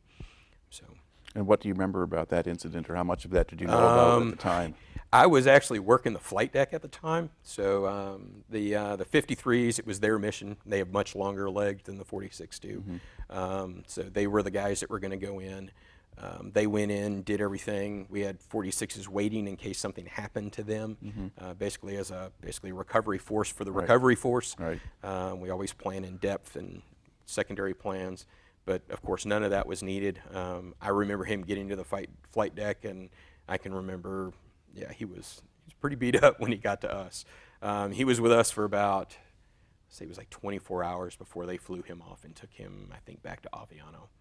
So, but it was the big, you know, you always train to do all these things. I mean, one of the major operations for MU is what we call TRAP, which is Tactical Recovery of Aircraft and Pilots. So you train this stuff all the time. It was neat to see it get executed and see it get executed at that level and with that level of success. So for one of our downed aviators. Okay. So it was big feather in the cap for the unit. All right. Now, when you're back home, when you're in the States and you're in the Camp Lejeune complex and so forth, what's life there like for enlisted Marines? So it's really good. I mean, by that point, Jacksonville's a huge town. You're close enough to Wilmington that you've got a little bit more of a laid-back, non-military town that's really easy to get to. It's a great place. Beaches are everywhere. The beaches are beautiful. So really enjoyed it. Okay. Now, did you live on base or off base? So I lived on base then. I didn't get married until I got down to, till I met my wife, you know, on the Bonham Richard years later. But so I was in the barracks most of the time. Okay. Did you have a car at that point? Oh yeah. So yeah, driving back home to Georgia pretty regularly and that type of stuff. So it was pretty laid back. It was just normal military life. Being in the air wing was a lot easier than being in an infantry unit. So you know, aviators they really stick to this many hours of work, this many hours of rest because of crew rest, and because I was a crewman, that was another good benefit of being a crewman. You know, I was expected to get 8 hours sleep at night, and it was that kind of stuff. So it was a good life. Okay. Now, how do you, when you were on these deployments, how much of your time were you spending as a crewman as opposed to doing logistics? Or it was about 50-50. It was not everybody in the unit could be crewmen because of the swimming requirement. Right. Getting through the swimming requirement, especially back then, was really tough. And a lot of guys wanted to be crewmen, but they just couldn't swim. So by becoming a crewman, you were kind of set apart in a way. So you weren't expected to do as much of the other work. You know, you were had kind of an elevated status, so that was a good thing too. I still did everything I could in the unit, and I was still integrated in the unit. But it was different when you were a person who was crewman and had a day job. That's what we kind of called it. My day job is, but I'm a crewman, and probably about 50-50 workload wise. Okay. So what rank were you at this point? Sergeant by that point. I had picked up sergeant shortly after getting to 263. Okay. So. All right. And so now when does this assignment come to an end? Right after that second deployment, I was back home about 2 months, and I was sent to Beaufort Air Station to join. It was a Marine Wing Support Squadron 273, which is a ground side unit. But when I got there, the monitor had messed up. They already had 2 sergeants there, so my boss said, "Hey, don't unpack your stuff. You're moving somewhere else." He called around, and there was a unit that was getting ready to deploy to Aviano that was an F-18 squadron, and they were really interested in having me. So they transferred me over. So I went right back to an active squadron and started getting ready to do an Aviano deployment with them. So to Aviano, Italy. Okay. So right back to the Bosnia AOR. All right. And now you're with I mean, F-18s. So that's Yeah, fighter? I got my aircrew wings, but I'm not flying. Yeah, and yeah. I did a little bit of flying while I was at Beaufort with the search and rescue unit that was down there, because it was 46s, and I came and I was already qualified. That back to my regular logistics job. Right. So Okay. So what was life at Aviano like? the most beautiful freaking deployment that I did probably in my entire career. The pilots went out and flew in Bosnia. We went and skied at Corcovado every day. I mean, it was good living. Because Aviano being where it's located, the Air Force didn't want to rotate units through for the length of time that they really needed to be there. They considered it austere conditions. Air Force. We had tents that had cement floors, that had air conditioners, sergeants, we were living 4 to a GP tent, which is a pretty large tent. We basically had our own room. We had regular barracks furniture. We were getting hazardous duty pay, because that AOR was hazardous duty at the time. We were in Italy, but it was hazardous duty. Go figure. So life was good. Life was really good. And we weren't in any danger of anything. So we were basically just supporting the pilots that were there, keeping our side of the airfield running, and life was awesome. Okay. And how long did you stay there? A full 6 months, and would have gladly stayed longer. All right. But now you also at some point get to Tunisia, or is that another deployment? That was during that deployment. We went down to Tunisia for a month and a half for a training exercise with the Tunisian Air Force. It's a bilateral exercise that's done pretty regularly at the time, not done anymore. So we don't have the same relationship with the Tunisian government we used to. But we basically would go down and fly OP4 for them, so to help train their pilots. So we would come down and fly as aggressors, and just a joint training operation. I loved it because it was a very small detachment out of the unit that went down. We only took 4 aircraft. So once we got in there, the Tunisians provided us with everything, so there wasn't a whole lot to do. Once we were set up, basically let the pilots fly, kind of like Aviano was. But for me, being a World War II buff, we were able to get in the car, drive down to Kasserine Pass, explore battlefields down there, see some of the World War II sites that most people don't get to see there in northern Africa. And there's lots of Roman ruins all over northern Africa. In fact, I'd say some of the better preserved Roman ruins are there in Africa. So it was a good history tour for me. So I got to see some fascinating stuff. All right. And now from there, you go back to your... From there, we went back to the unit in Aviano, and then went back over back to the States. Was there about 3 or 4 months, and that was when I got selected to Staff Sergeant. And because I was selected to Staff Sergeant, they were going to move me. And I had gotten orders. I wanted to go on embassy duty because I was single. And you have to do basically another kind of tour when you're at that rank level. You either have to be a drill instructor or recruiter, or go to embassy duty. And I really wanted to go to embassy duty. I loved to travel, had been overseas as a kid, so that's what I wanted to do. Got sent orders to go to the embassy duty staff at Quantico, which is not embassy duty. That's sitting at Quantico and manning a desk for 3 years. And it was kind of a dead-end job for my MOS. So I pulled some strings, called some senior guys that I knew and said, look, they're shafting me. What can we do? And one of the colonels, I'd graduated, honor graduate for the staff sergeant course for embarkation that I'd gone to that year. I called him and he says, would you like to go to sea duty? And I said, I'll take sea duty in a heartbeat over going there. So I went to, they assigned me to the Bonner-Richard, which was another LHD that was being built in Pascagoula, Mississippi, and I was the first Marine that was sent down there in the detachment. So went down and get the ship ready, met my wife down there, just a really good tour. And we got the ship built, took the ship all the way around through the Straits of Magellan and back up to San Diego. We got to port in Chile, we got to port in Brazil. And while we were going around Chile was when I was notified I was selected for Warrant Officer. So it was like, you know, it was kind of bittersweet because I really wanted to be a Warrant Officer because there's a lot of pay and a lot of privilege that comes with that. But at the same time, it was kind of like, I'm not going to get to go to the Pacific for deployment, because that was the whole reason I really wanted to go to that ship. Is I'd been in the Marine Corps now for going on 7 years, and I was one of those Marines that still had not been to Okinawa, still had not been to Korea, still had not been to all those famous Marine Corps places. So, but that just wasn't in the cards. Okay. So. Now explain the warrant officer business. First of all, what is a warrant officer? In my specific MOS, in the Logistics Embarkation MOS, fields in the Marine Corps that require a specialty level of expertise that people consider on par with higher education, I guess is the best way to explain it. They want to pull people from the enlisted side out of those and make them officers, give them the authority that officers have. And that's what the Warrant Officer program is. You take an enlisted man, you say, we're going to put this bar on you because of your level of technical expertise. But the one thing about it is when you do that, boom, that's what you're going to be the rest of your career. You're kind of restricted to that one job specialty.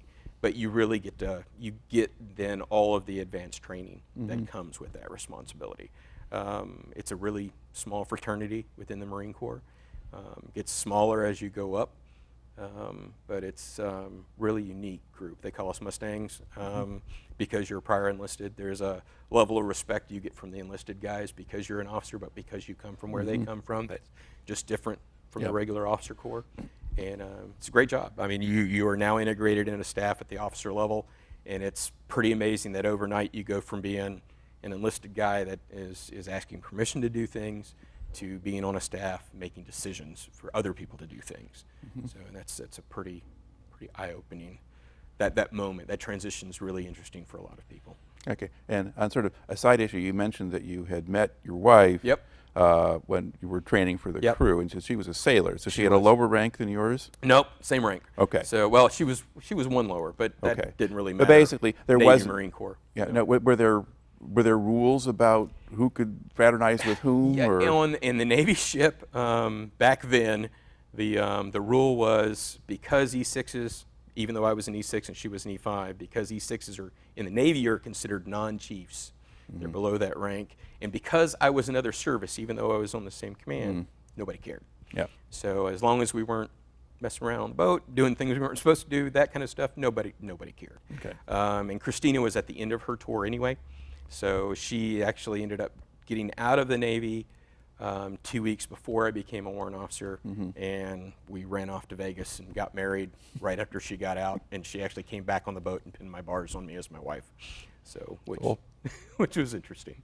All right. So now you're a warrant officer. Now do you get pulled off the Bonner-Richard now and you've got to go to warrant officer school? Got pulled off, sent to Quantico to go to warrant officer basic course, which is a 3-month course. It's basically the 3 months of the 6-month course that the lieutenants do. We don't need to do the entire course because they're teaching lieutenants about the Marine Corps. We already know all that stuff. So everything we would already know as Marines, they basically take all that out, but all of the officer stuff that we don't know yet, we just get that portion of it. Just like boot camp and MCT turns you into a basic rifleman, the basic course at Quantico is supposed to turn you into a basic infantry platoon commander. So you're supposed to be able to fight a Marine Corps platoon so that you're right back to doing combat stuff. And the majority of what you do at the basic school is combat stuff. Okay. So how old were you at this point? I was 27. Okay. And when you were in good enough shape to do what they wanted you to do? It was a transition because that is one thing when you start getting into the FNC ranks in the Marine Corps, not all of us, especially me being in the air wing so much, I wasn't as fit as I probably should have been. So that was probably the biggest hurdle for me when I got to the basic school, was getting back into that level of shape. But it comes pretty quick. When you've got that peer pressure on you, you just grin and bear it and get back to it. All right. And then once you complete the training, now what do you do? Went to my first unit as a W1. I went to Marine Wing Support Squadron 272 at New River to be the embarkation officer there. Interesting time also for the Marine Corps. We were starting to put jets into Tazar, Hungary to support Bosnia operations.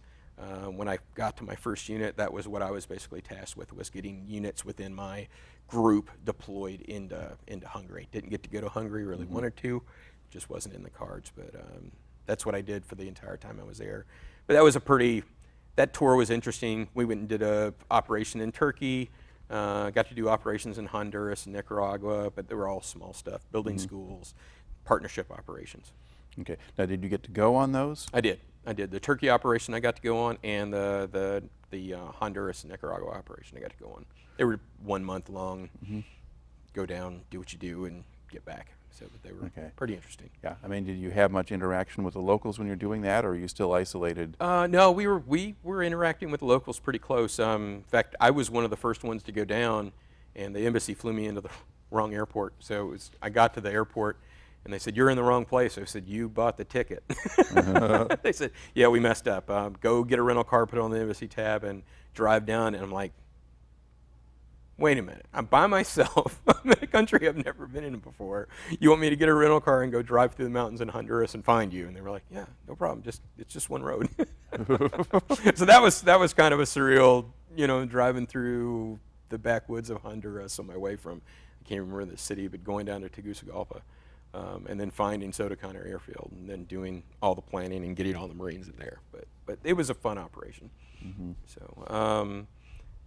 It was the Marines getting into the jungle was different for the Marines, getting the equipment into the jungle. We actually brought all the unit into Honduras, and then we had to use barges to barge them into where we were working in Nicaragua. So that was an interesting feat.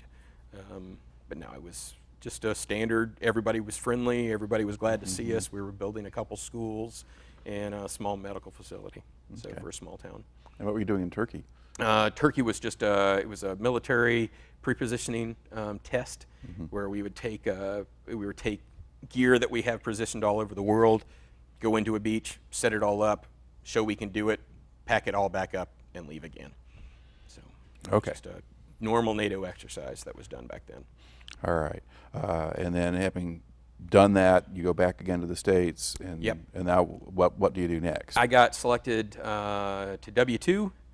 And so that's a promotion? Promotion up to Warrant Officer 2, and immediately with that, in my field, basically comes a ship tour.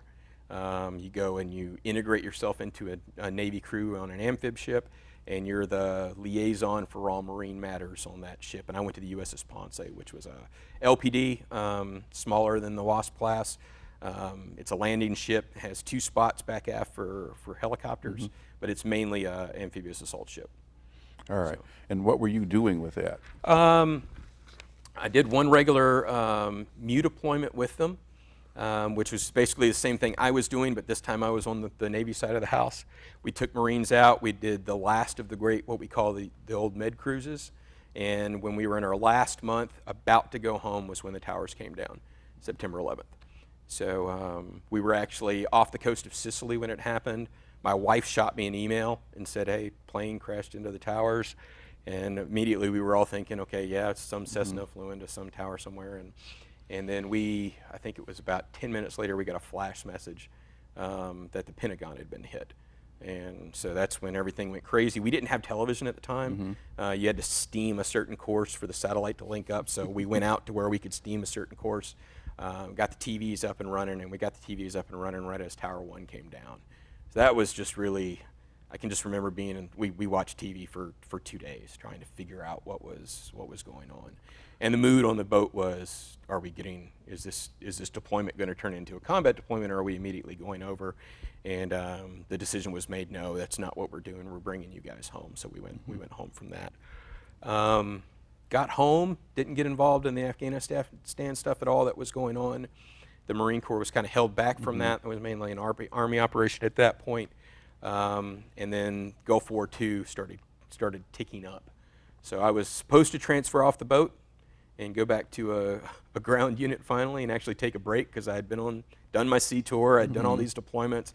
We need to give you a break. You're going to go to a ground tour. I was supposed to go somewhere on Camp Lejeune, no, Cherry Point in North Carolina, and then it was the day after Christmas. We got called to the ship, and CO told us we were leaving in a week and a half for the Gulf. We're going to go pick Marines up. We're going to go fight in Iraq. And after the meeting, I went up to him and I said, "What are you doing with me? I'm supposed to leave next week." He said, "You're not leaving next week. Your replacement's not coming. Call your wife, tell her you're not going to Cherry Point. Those orders have been rescinded, and get ready to go." We had just had our son. He was a couple months old, and we had already started looking for houses to transfer to, and I had to go and tell the wife, we're stuck here. And she was like, "Do you even know where we're going when you get back, whenever you get back?" And I was like, "I have no idea." So it was kind of like, in a couple days, get on a boat, and you just had no idea. Everything was up in the air. So she made the most of it. She always does. She's a tough lady. So one of the reasons I married a sailor. Yeah, I mean, she'd been in there. She understood something of how the military works, and this kind of stuff can happen. Yeah. All right. So what assignment do you get? We were part of ATF East, so we went down to Camp Lejeune, picked Marines up. ATF East was I think 7 ships that pushed from the East Coast. There was ATF West, which was pushing from the West Coast. And ATFs are Amphibious Task Force? Amphibious Task Force. So they're put together only in time of war. We took as many Marines as we could carry. It was really crazy because basically all the rules we had for loading ships we threw out the window. I had gear that was what we call a thwart ship stowed, basically Humvees stowed sideways on a ship, which is something you don't do. We had everything blocked and braced in because it was basically can't leave everything on the shore, everything's getting on the boat. I had a really good CO.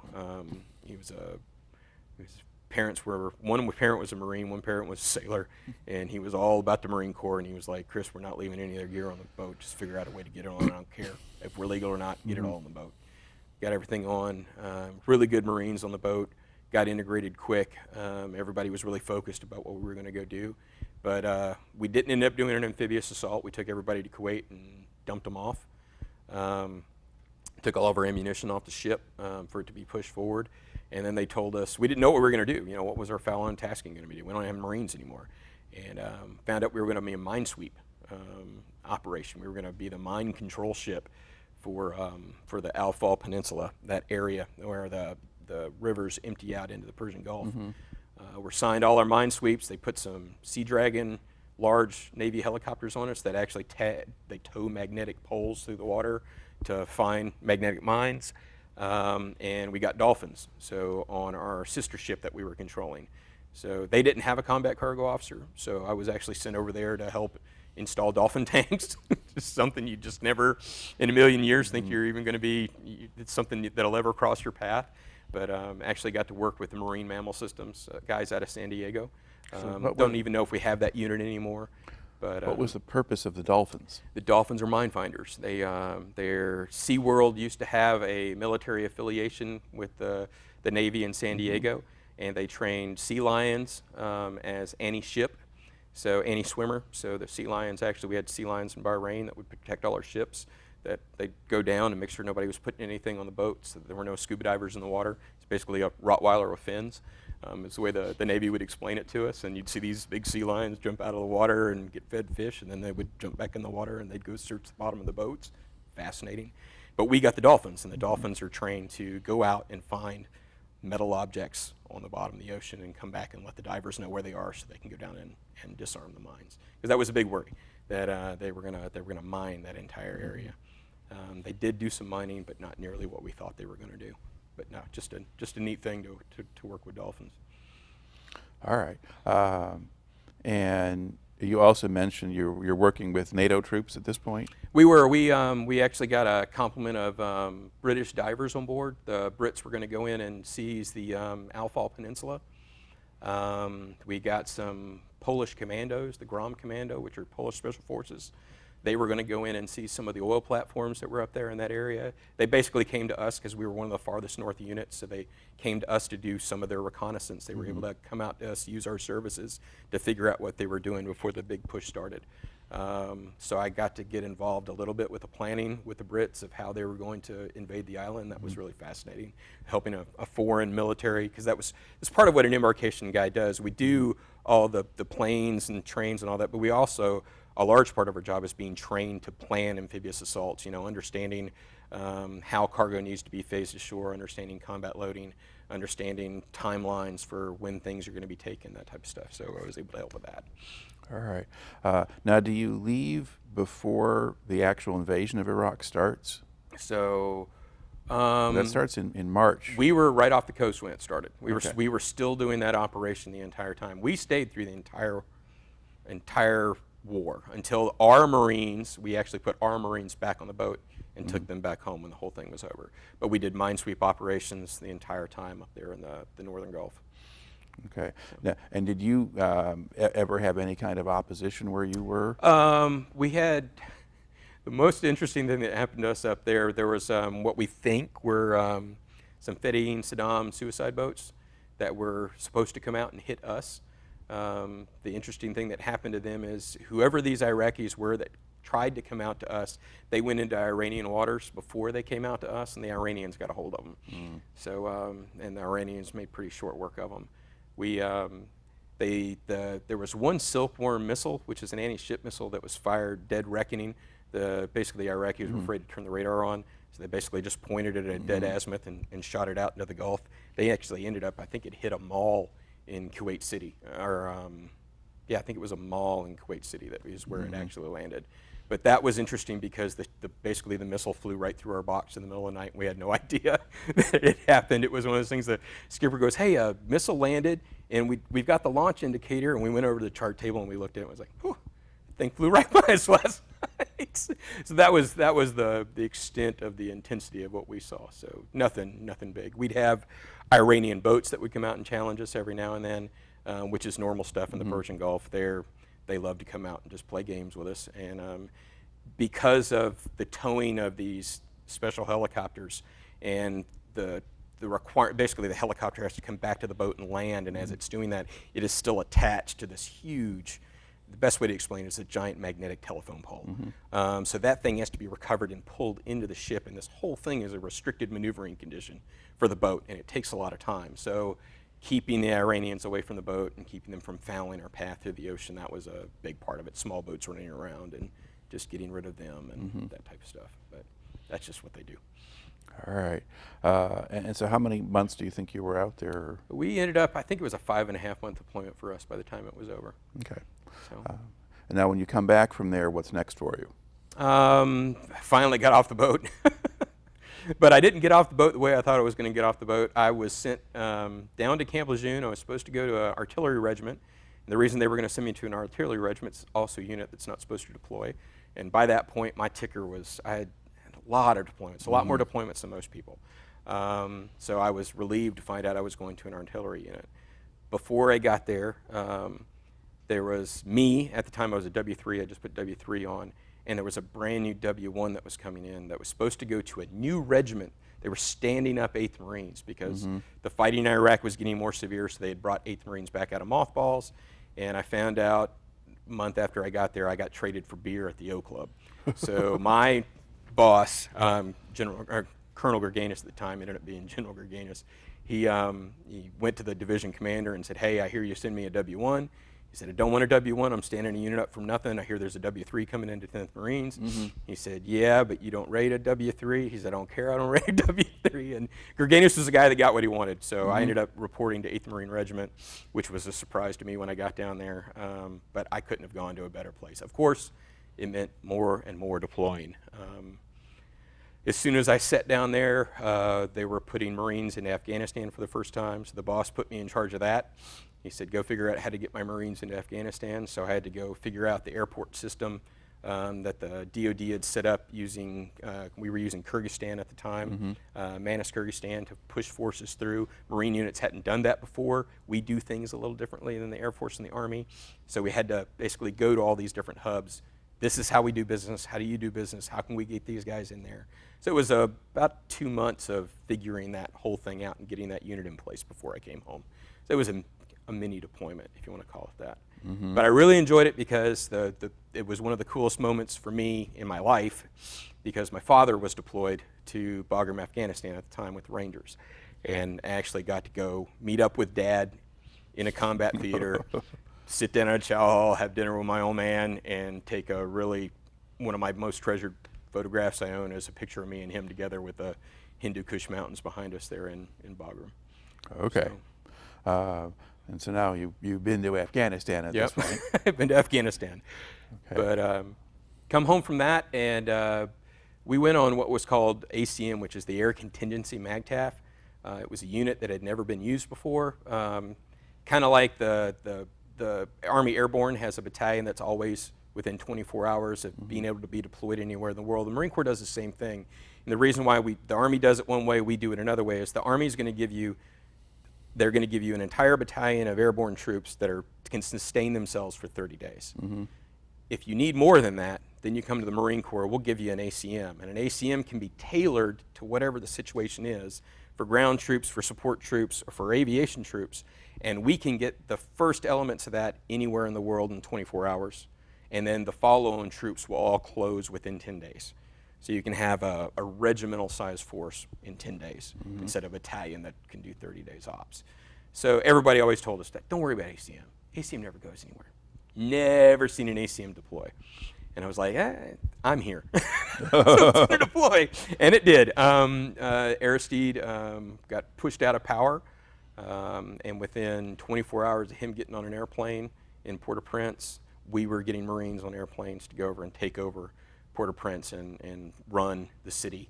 And for the follow-on forces that eventually came in there, the French came in there, took over the northern half of Haiti. We took over the southern half of Haiti, and we did operations there for 4.5 months until we turned everything over to the Brazilian government. Okay. And the Brazilian brought their troops in, and they did sustainment ops down there. All right. Now, is this like sort of a UN operation? It was under the auspices of the UN. And it was kind of a weird operation. It started out kind of a NATO thing, and then it ended up growing into a UN thing when we got the Brazilians in charge. We kind of needed to extricate ourselves from it, only because our ops tempo for the U.S. military was so high. Brazilians were looking for a mission to do. They were, as a growing military, it was something they were interested in doing. But yeah, it was just, whenever the Marine Corps has a long relationship with Haiti, so does America. The Marine Corps, I think, has probably been there 6 times. So whenever unrest happens in Haiti, we send the Marines in, everything calms down, we come back home. And the main reason we do that is because if you don't calm Haiti down, then all the Haitians get on their boats and they all come to America. And that's the real reason, though, we go and we calm Haiti down when we have problems. Because there's always this mass exodus, and there's a large mass loss of life whenever that takes place. And Haiti, I've been to Somalia, and I'll tell you, Somalia is a very rough place to be, but honestly, going to Haiti was such an education, because something in this hemisphere that is at that poverty level is mind-blowing. It really is. To anyone who ever gets a chance to go down there, it's a place that you got to see to believe. You literally can take off in the Dominican Republic on the same island in a helicopter and start flying towards Haiti. And when you get to the Haitian border, the trees stop. Because everything on the Haitian side of the border has been turned onto charcoal and burned for heat. That's the level of poverty you're dealing with. And that's the reason you hear about mudslides and all these other problems they have. It's a rough area to work in. The people that work in there are doing the Lord's work, without a doubt. It's mainly missionaries. But it's a rough country. And that's what we were trying to do, was just calm down. There's a lot of gang violence. And our big mission was to just suppress the violence that was going on in Port-au-Prince and in the areas of the Southern Claw that we were responsible for. Okay, and how successful were you, as far as you could tell? Really? I mean, Haiti is one of those places that once authority shows up, it settles down pretty quickly. The people that are the troublemakers there don't want to make trouble with people that are organized militaries. They usually are making trouble because there's just not much organization that is in Haiti. Haiti is Haiti. Haiti will, I've been told that by Haitians. Haiti is what Haiti is. Haiti will always be Haiti. And in Haiti, you have 1% that has everything and 99% that has absolutely nothing. And that's just the way the country works. So, but it settled down pretty quickly. By the time we turned it over to the Brazilians, it was pretty quiet and back to normal. Of course, that was pre-earthquakes and everything else that happened down there recently. Yeah. So, Okay. And now you get to go back to the States, and you're still with the 8th Marines at that point? yep, still with 8th Marines. We immediately entered back into the deployment cycle for going to Iraq. It was, Gerganus came in and told us, look guys, yeah, we just got back from Haiti, but we're going to deploy on the same timeline that we were originally going to deploy. So everything we were supposed to do in 12 months, guess what, we're doing it in 6 months. And he was just such a great commander. He said, basically guys, we've got a plate full of food. Eat as fast as you can. If you don't eat all your vegetables, just make sure you come to me and tell me what vegetables you didn't eat. I mean, he was a very down-to-earth country boy from North Carolina. And we will get there was his whole thing. So what does a unit have to do to prepare for deployment to Iraq? Everything. At this point, everything had become, we always say, very corporate. You had to go over to March Air Force Base, where they had set up all the facilities for training people that were leaving for Iraq. You had actors that were acting as bad guys, civilians, that type of stuff. So you were entering an environment that felt like Iraq. You were doing all that that was what most of the pre-deployment training was. Going to the rifle range, getting all your rifles sighted in, going out we went out and did a CAX, basically a miniature CAX, which is a combined arms exercise, done at 29 Palms, so you can practice integrating aviation fires, artillery fires, ground training, maneuver, so you're not killing people with friendly fire. It's a really big thing. It's a lot of training that has to be done, and we basically had half the time that most units get it done. So there was a lot more stress. We had all just come out of Haiti. Me, I'm just this constantly going jackrabbit since I've been in, and immediately going into that was kind of a grinder. Got ourselves through the pre-deployment training, got deployed, and that was I think it was 2 weeks before we deployed, found out I was going to be made an LDO captain. And what is an LDO captain? So an LDO captain is an even more elite technical officer than the warrant officer is.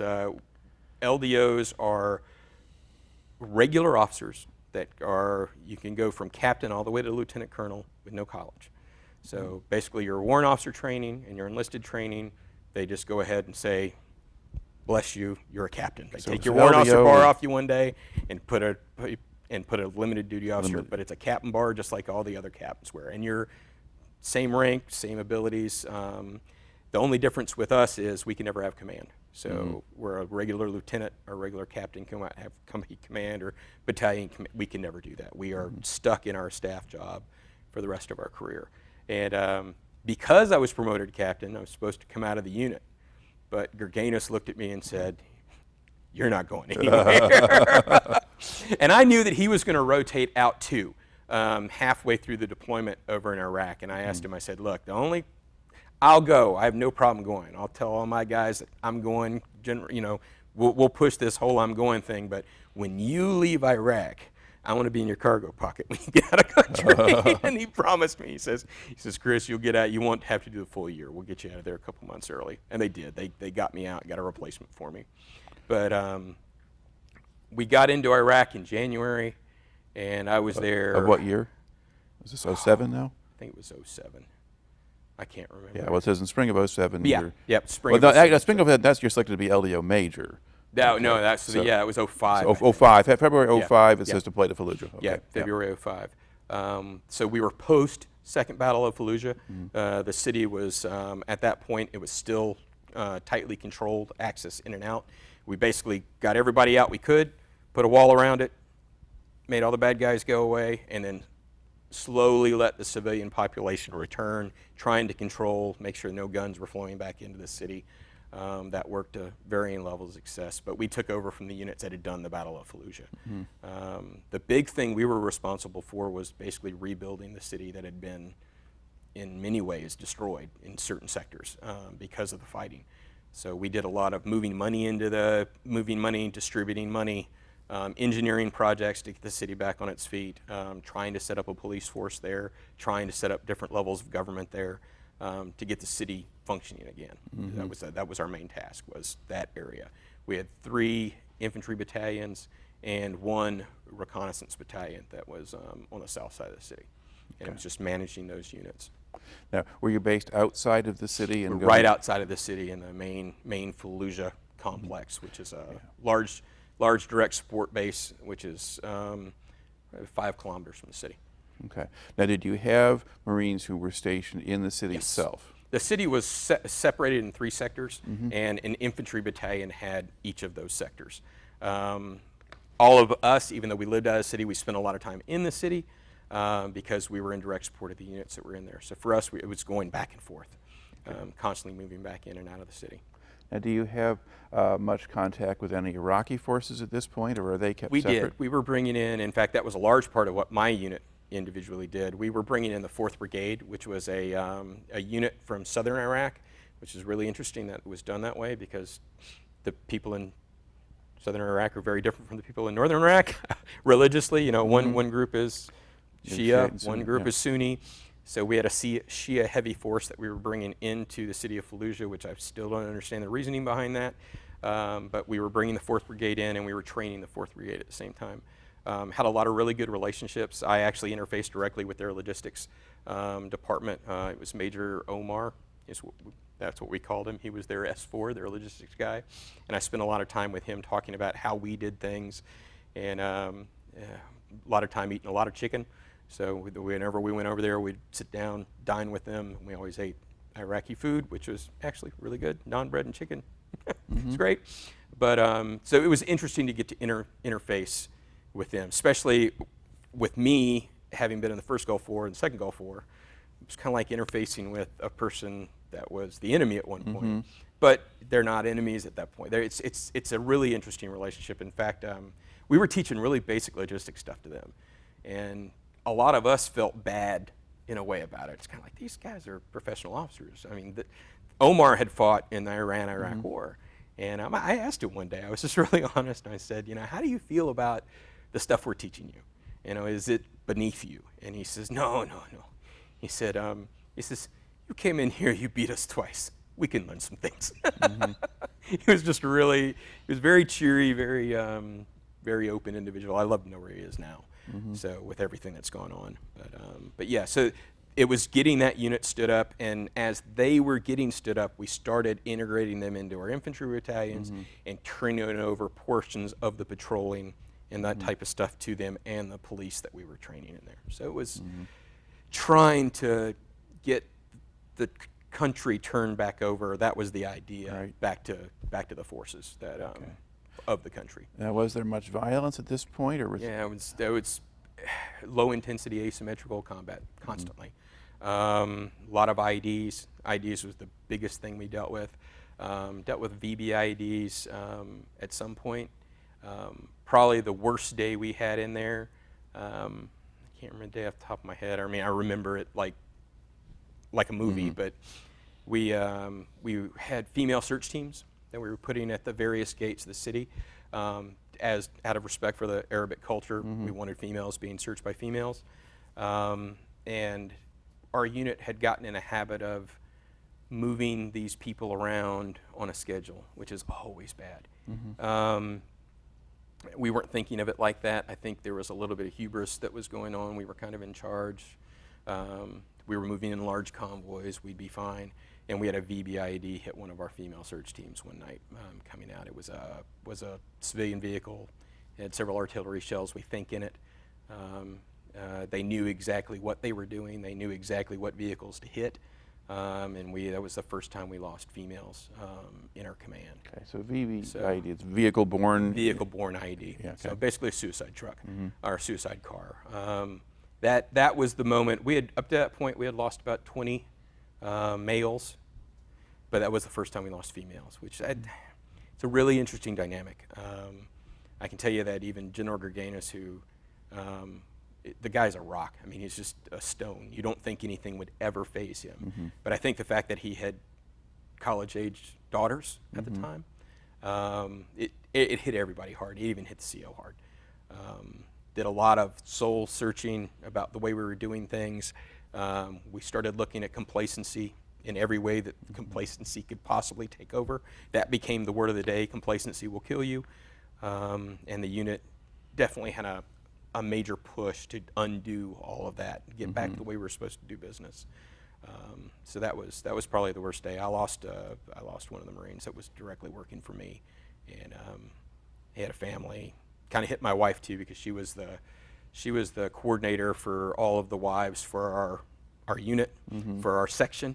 So this was before we had really figured out how to do casualty operations. We were still, as Marine Corps, getting used to how we organized the wives in the rear around casualties, and the wives back then were doing things like helping to run memorials, and that's when the Marine Corps figured out this is just not the way to do things. You can't have young wives doing this kind of stuff with their husbands still deployed. And so the Marine Corps actually went through a whole shakeup of the way that system was done, out of some of the stuff that was going on with us, so which was good.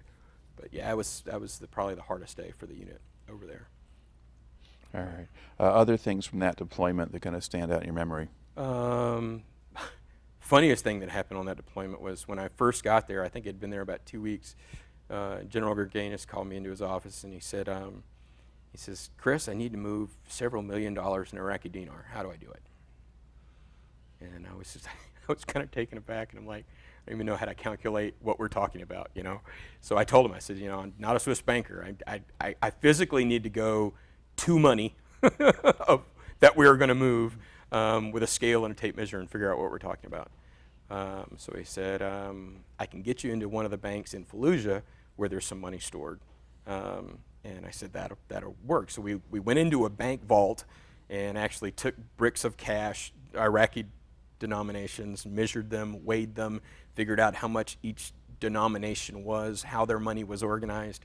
And then we went back to the embassy and said, okay, we can do this, but give us exactly what we're getting. Tell us how many bills, what are we getting? And we ended up figuring it out, and we, of course, we thought we were talking about like a carload of cash. In the end, we were talking about a 20-foot ISO container of cash. So a lot bigger than what we thought we were going to be dealing with. And at the time, the MSR between Baghdad and Fallujah, I mean, it's famous. It's the green line there is the highway to hell. It's just you don't want to be out in the green line. It's just one of the most IED places in the world. So taking that much money down that, there was no way we were going to do that. So we figured we had to fly it. And so we called our Marine Air, and they said, well, only a heavy lift can do that, and heavy lifts weren't allowed to fly into Fallujah because we had lost one and killed almost 20 some odd Marines. So we ended up the Army as our only option. And I called up the Army. They were called the Sugar Bears up in Balad, and I told them what we were going to do just out of the blue, and they were like, so you want us to move $1 million worth of cash for you guys from Baghdad into Fallujah? And I was like, yeah, that's exactly what we're doing. They said, we only have one thing we want to ask you to do. And we said, what's that? And he says, all the guys on the mission, we want to lay on the cash and take a picture for the ready room. And we were like, knock yourself out. So we actually pulled the cash out of the trucks there in Baghdad and let them all get a picture with all this money.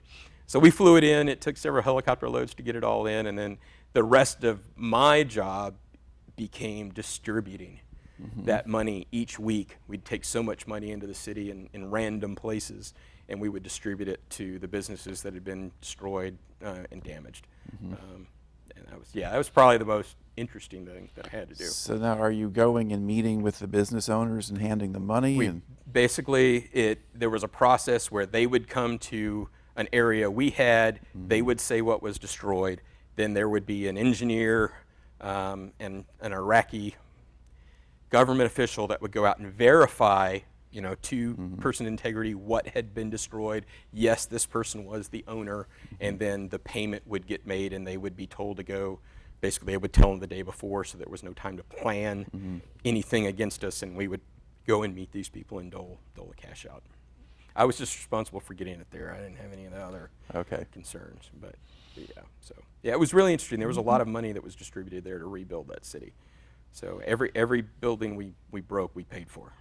So kind of an interesting thing in warfare. I think it was probably one of the first times that was ever done. So. All right. Well, there were equivalents of that in Vietnam, and you had it in other places, but this probably on a different level. Yeah. Okay. So when do you get to leave Iraq then? I left Iraq in October. When the colonel left, I left, and headed back to the States, and went to my next unit. I was supposed to go to the 26th MEU, which is also a deploying unit, but at that point in my career, I didn't have a choice. You have to go to a MEU if you want your career to continue. And that's a Marine Expeditionary Unit. Expeditionary Unit, basically going right back to the ships. I went there and had great CO, great XO, great experience at 26 MEU, and did one deployment with them. And the deployment was to the Middle East. The good thing about that deployment is because of my rank at the time, I was involved in all the planning operations, so I didn't spend a whole lot of time on the ship. Probably half my time was on the ship. Half my time was living in hotels in Kenya or Abu Dhabi, Dubai, Kuwait City. So doing all of the planning for all of the exercises that the unit was going to do. A lot of time in Jordan, which I really love. Jordan's one of my favorite countries. So it was a good deployment. So, but it was another deployment. So. But this one is not, you're not really to a combat zone per se. Oh no, we were considered, everything in the Persian Gulf is considered a combat zone, so we were receiving combat pay, but it wasn't, we weren't doing combat operations at the time. It was all training operations, meeting all the training goals. While everybody else was up in Iraq doing what they were doing, we were the ones training with all of our partners. So what were you doing in Kenya? So Kenya was, at the time we had special operations forces that were operating out of northern Kenya. We were training with them, and we were training with the Kenyan military. So that was just another training opportunity that was there.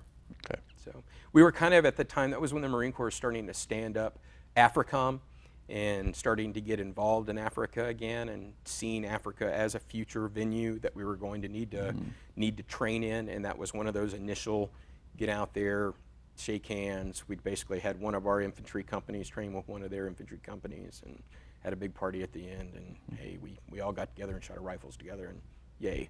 So Kenya was fascinating. I loved working in Kenya. So. All right. I guess at that point there's probably concerns about increasing Islamist activity in various places Exactly. You were dealing Africa. with Boko Haram and those agents up there in that Somali Central African corridor at the time. All right. And so how long was that deployment?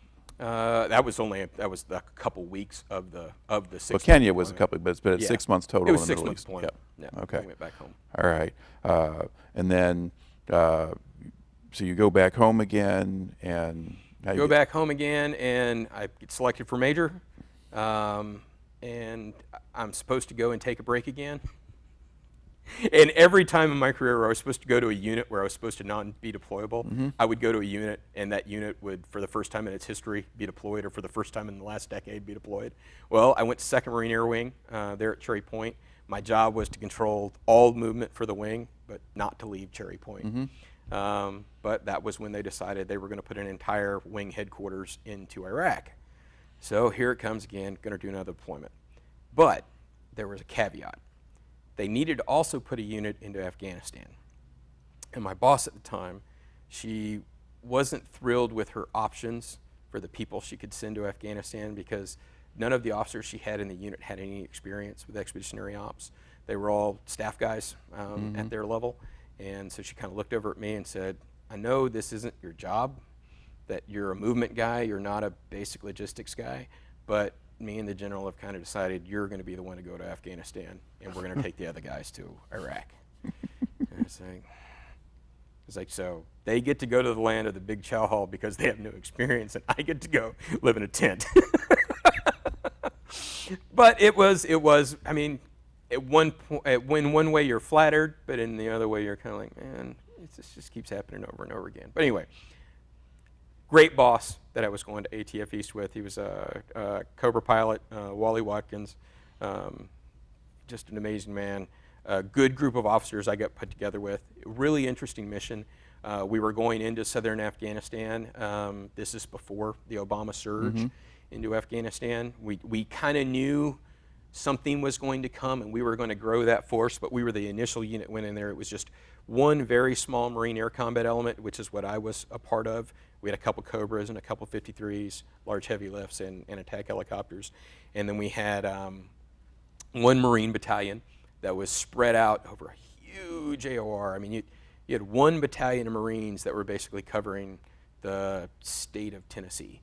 So basically there were a couple guys in Nashville, a couple guys in Chattanooga, and that's just the way the AOR was at the time, doing what they could to tamp things down. Interfaced heavily with the British because the British controlled Helmand Province at the time, and we were just doing small level, asymmetrical, small intensity conflict, IEDs, that type of stuff, dealing with that stuff, and are starting to understand how we were going to stand up the Afghan military, how we were going to stand up the Afghan police force, and trying to get those things started there in those regions and keeping them calling up where we could start creating these sustainable organizations within Afghanistan to turn the country back over.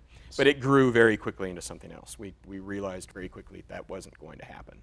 And I think that's when the administration decided, now we need to surge troops in, and we went from being a very small operation with one battalion to having a full regimental-sized, what we call a MEB, Marine Expeditionary Brigade. So when are you actually there? When are you actually there? Because Obama doesn't take office until '09. So it must have been, am I off? No, it was Obama because he had just come into office. It must have been '09. Yeah. Yeah, it must have been '09 time frame because it was one of the first operations I know that he approved. So it would have been right after he took over. Yep. But the decision was made that in the summer we were going to surge from what we were to something much larger. Because of that, we were based on Kandahar originally, which was a NATO ISAF base. You had forces from France, Denmark. You had everybody in there, Poles, Brits, but we weren't going to fit. So we had to figure out somewhere else we were going to live. And Kandahar went from being a very small airfield to having the same air traffic as Heathrow almost in a year. One of the most complicated airspace zones anywhere in the world. So we knew we were going to have to move out, bring in an entire aviation. We were going to bring in 4 squadrons. So we started looking what we were going to do. The Brits had a base called Camp Bastion. It was out in the middle of nowhere in the desert. It was sitting on a really nice aquifer, so it was one of the rare places out there that had really good fresh water. And we went out, we looked at it, and they had a lot of territory that was out to the side of it that was completely unused. And then we decided there was enough area out there to build an entire Marine base and also build what we called an ANA, Afghan National Army base, so that the Afghans had a base, we had a base, we could train the Afghans, and we started integrating them in. And that's what we did. We brought all the Marines out there. I remember when they call it Camp Leatherneck. It's just been, I think it's been completely taken apart now. But I remember when it was one tent, and by the time I left, it was a city. So.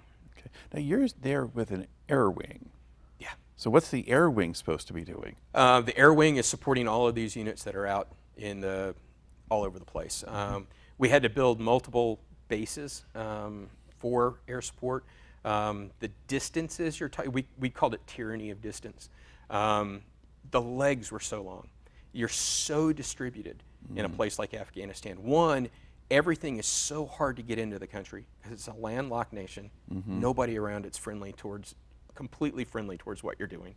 So logistics just becomes the hardest nut to crack. You can, bullets on foreheads, easy thing.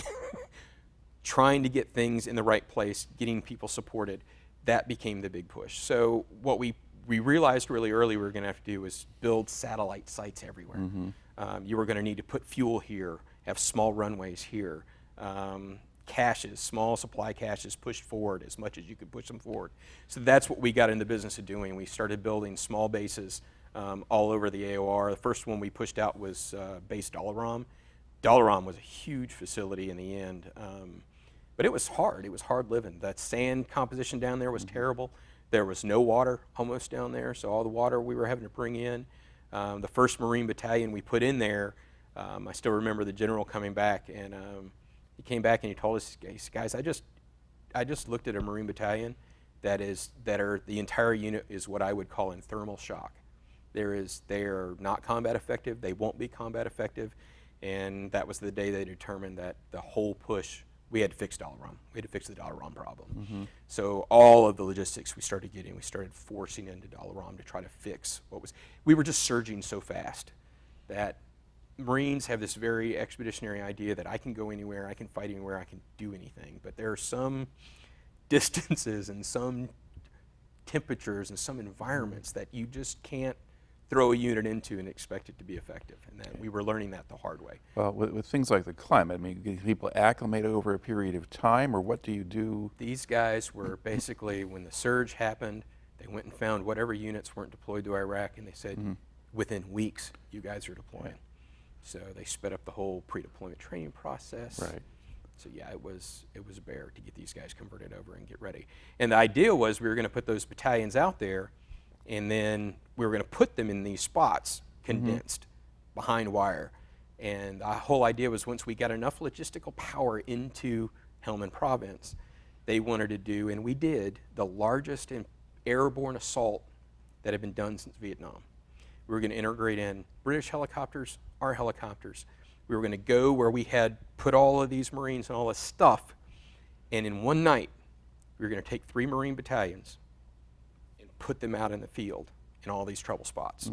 So that literally the Mujahideen went to sleep, the next morning they woke up, there were Marines in their backyard. And the Marines had already dug themselves in and they were there to stay. And that's what we did. That was what the idea was. I mean, there were guys that were pushing sites out. Platoon and company level sites were being constructed in 24 hours. They would show up and they would immediately start bob wiring, digging in, and boom, the next day you had a fire base. And we went from having 3 sites to having probably 18 or 20 sites in 24 hours that we were supporting. And trying to take over, trying to get our presence everywhere so we could calm the area down. Now, by the time you did that, had the troops become acclimated? Yes. Or, Yeah, they had. But it was hell. I mean, there's no other way to explain it. It was tough. I mean, even the conditions that we were living in at Leatherneck were conditions that Marines have gotten so, by that point, had gotten so used to going on a deployment like Iraq, and an officer has half of an ISO container that's air conditioned. It's kind of like it's a room. Yeah. I mean, it's a hotel room in the desert, self-contained, and this was going back, way back. I remember when I got to Leatherneck, we had 18 officers in a GP medium tent with no air conditioning in bunk bed cots. And those were field grade officers. You know, these are guys that were used to having much more space, so it was rustic. Back to basics. All right. So how much longer did you stay there after you sent those battalions out? Like I was kind of a holdover. I was the only one from the original unit. Actually, me and the doctor were the only 2 that were kept there, and that was because they didn't have backfills for us, and we were already so integrated into the logistical system, her and I, that they were like, no, we need to keep those 2. We'll rotate them out later. So I ended up doing Doc ended up doing 7 months in country, and I did 8 months in country before I came out and they finally found a replacement for me. All right. And so when did you get back home? Got back home and kind of went back to my normal day job running the wing for about 6 months, and then they decided they were going to rotate our unit back over there to Iraq, but this time they decided Chris isn't going. Okay. They were good to me, and they said, no, you're going to stay back, and you're going to be one of the few officers we leave back to run the wing while the wing is forward deployed. So I got to stay back during that deployment. Came up to the end of my tour. While they were gone, they brought in a replacement for me, and I went to Blount Island Command down in Florida. First time, good deal. First time the Marine Corps was honest with me and said, we're going to send you to a good deal, and I went to a good deal. So I went down to Jacksonville, Florida, to Blount Island Command, which is where the Marine Corps runs all of its military pre-positioning from. The Marine Corps keeps around 24 ships all over the world at different sites in the Pacific, and Diego Garcia is where we keep a lot of them. We also have caves up in Norway, and all of these facilities have all of the equipment we would use if we deployed. And that's one of the reasons why the Marine Corps is able to move so quickly, because we honestly don't need to move the equipment the Marines have. We just need to move the Marines and marry them up with the same equipment that we have pre-positioned all over the world. So I was in charge of managing that pre-positioning system for the Marine Corps. Now, would you go to the places? Did. I got to go to Diego Garcia, which was fascinating. Beautiful atoll out in the middle of the Indian Ocean. Didn't get to go to Norway because that wasn't my bailiwick. I was in charge of not the caves, but the shipping. And I was also made the operations officer for all exercises in the Middle East because of my experience with the Middle East. Right. So I was going and leaving home, but I was only leaving home for 3-4 weeks at a time, and most of that living was hotels. So it was actually interfacing with government officials, foreign militaries, and planning exercises in Jordan, UAE, and Bahrain. So really good tour for 3 years. Okay. And so now they finally given you a good assignment, but not too long after that you leave the Marine Corps. So how does that happen? I did 3 years there, and I was coming up for promotion to lieutenant colonel, that's the max rank you can have in the job field I'm in. And as you get in any business, things pyramid as you get closer to the top.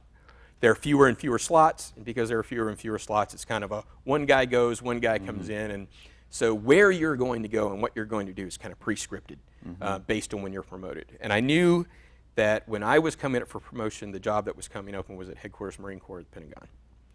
And I talked to the guy that had the job at the time, and I said, hey, is that what's in the cards if I end up getting selected lieutenant colonel? He said, yeah, well, what he told me was, you're either going to the Pentagon or there is a chance you could go to Okinawa. And at the time I had school-age children. Okinawa wasn't really, we didn't want to take kids over there that were going to do their senior year and then try to figure out college from overseas. So that was off the table, and the Pentagon was just a bridge too far for us as a family. My wife by that time was a working accountant with the government, had a very good government job, and like I said, school-age children, did not want to go to DC. To have the standard of living that we had gotten accustomed to in the Marine Corps, we'd have to live 2 hours outside the city. So that's 3 hours of commuting every day. Commuting the DC area, yeah. And the traffic too. Well, the traffic and then the security and the Pentagon has now. So just getting through Pentagon security is a 20-minute, 25-minute affair every morning.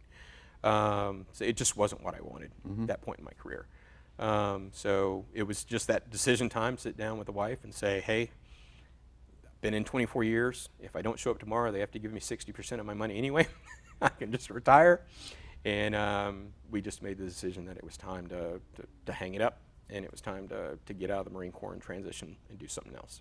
Okay. Now, because part of it for you is because you were a limited duty officer, there are very few options. Now, as you were moving through, particularly once you became a warrant officer and then we're moving up there, did anybody ever recommend to you that you go and get a college degree so you could become a regular officer?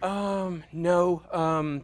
That is possible, but it's just not something. In all of my time in the Marine Corps, I knew one that did that. Now, I knew a lot of guys that went to school that were restricted officers, and I knew several guys that got degrees. Yeah. But to get converted over and made a regular officer, there's a lot of hoops. Basically, it's a Secretary of the Navy decision to do something like that. It's not a normal thing that's done.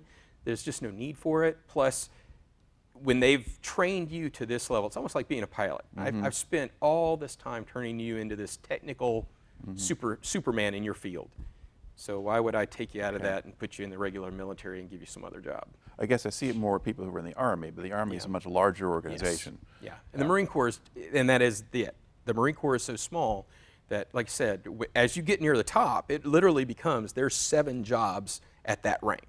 And you know all of those guys. You've been friends for years, and you know who's shifting where, and it's a zero-sum game at that point. There's nowhere to hide or disappear into or extra billet, or it is what it is. Okay. So when you decide to get out, how do you wind up in Michigan? So my wife's with the Defense Contract Audit Agency. We were in Florida. She's originally from Minnesota. Like I said, I grew up in Germany. So the one thing we knew is we just wanted to come somewhere with 4 seasons. We both like to ski. So it was, she went to her agency, said, I want to go north, which they kind of were amused by because everybody in government agencies wants to go south for some reason. They all want to go to Florida or California, and Christina was like, no, I want to go to the Midwest. They said, sure, knock yourself out. And they looked around, and they had an opening in Grand Rapids. And wife came home and said, how do you feel about Michigan? And I said, where? Grand Rapids. Looked it up. Military family. Used to moving, used to shuffling around, looked at it. It's got a university there. I can go back to school. It's known as Beer City. Sounds like a good place. Let's just go. And we've been here for 4 years, and I'm almost done with my degree. So, and we'll probably, once we've got our youngest, we got our oldest in the Army right now, and our youngest is about to graduate. And when he graduates, he's looking at going to U of M. And once we get him into school, we're really considering going back to Europe now. So with my wife's agency, she could actually travel overseas, and maybe we just go overseas for a couple of years and then figure it out from there. So, all right. Normally when I close out an interview, and this is usually with people who are in for 2, 3, 4 years, I'll ask them, how do they think their time in the service affected them, or what did they take out of it? And of course, for you, it's a whole career. But if you wanted to kind of sum up the whole thing, what would you say about the experience? I came in at a point where I was really fortunate. I had a father that had some insight, who understood the military, that said, no.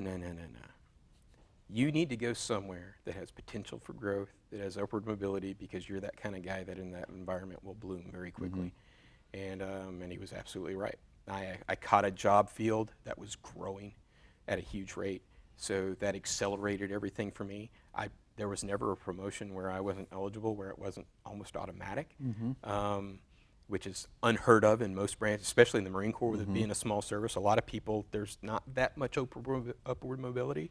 So I was really fortunate, and I know that. I mean, getting to go from PFC to major and retiring at major pay it's huge. I have a worry that I don't have that a lot of other people have. So, on the first of the month, big check shows up. So yeah, you put a lot in, and I did all that deploying, a lot of time away from the family. But now there's just this level of security that it's worth it. Also, when it came to going back to school, I came back to school for 2 reasons. One, I always wanted to go. My brother went. My parents are both educated. And I always felt like I wanted to go to school, but I knew I wasn't ready to go to school when I was a teenager. I just didn't have the maturity level for it. That's why it was a given I was going in. And now that I've come back, it's done 2 things for me. One, it's helped me integrate back into being normal, I guess is the way to say it. When you're around the same people for 24 years, the same mindset, I think not enough veterans recalibrate. And one of the best places to recalibrate is at school. Going back, being exposed to the whole wide world, everybody again, learning to operate in that environment, learning to talk like a civilian and not like a Marine. And you've got so many things going for you just because of your work ethic. School is just not hard in any way. I mean, just because I know how to task organize. I know how to plan my time, and it's, yeah. I've got a class I could use you in right now. So yeah, it's been really good. So I'm right. actually looking possibly at going into teaching at the university level in the long run. So down the road. All right. Okay, well, it makes for a pretty remarkable story, and you certainly tell it well. So thank you very much for taking the time to share today.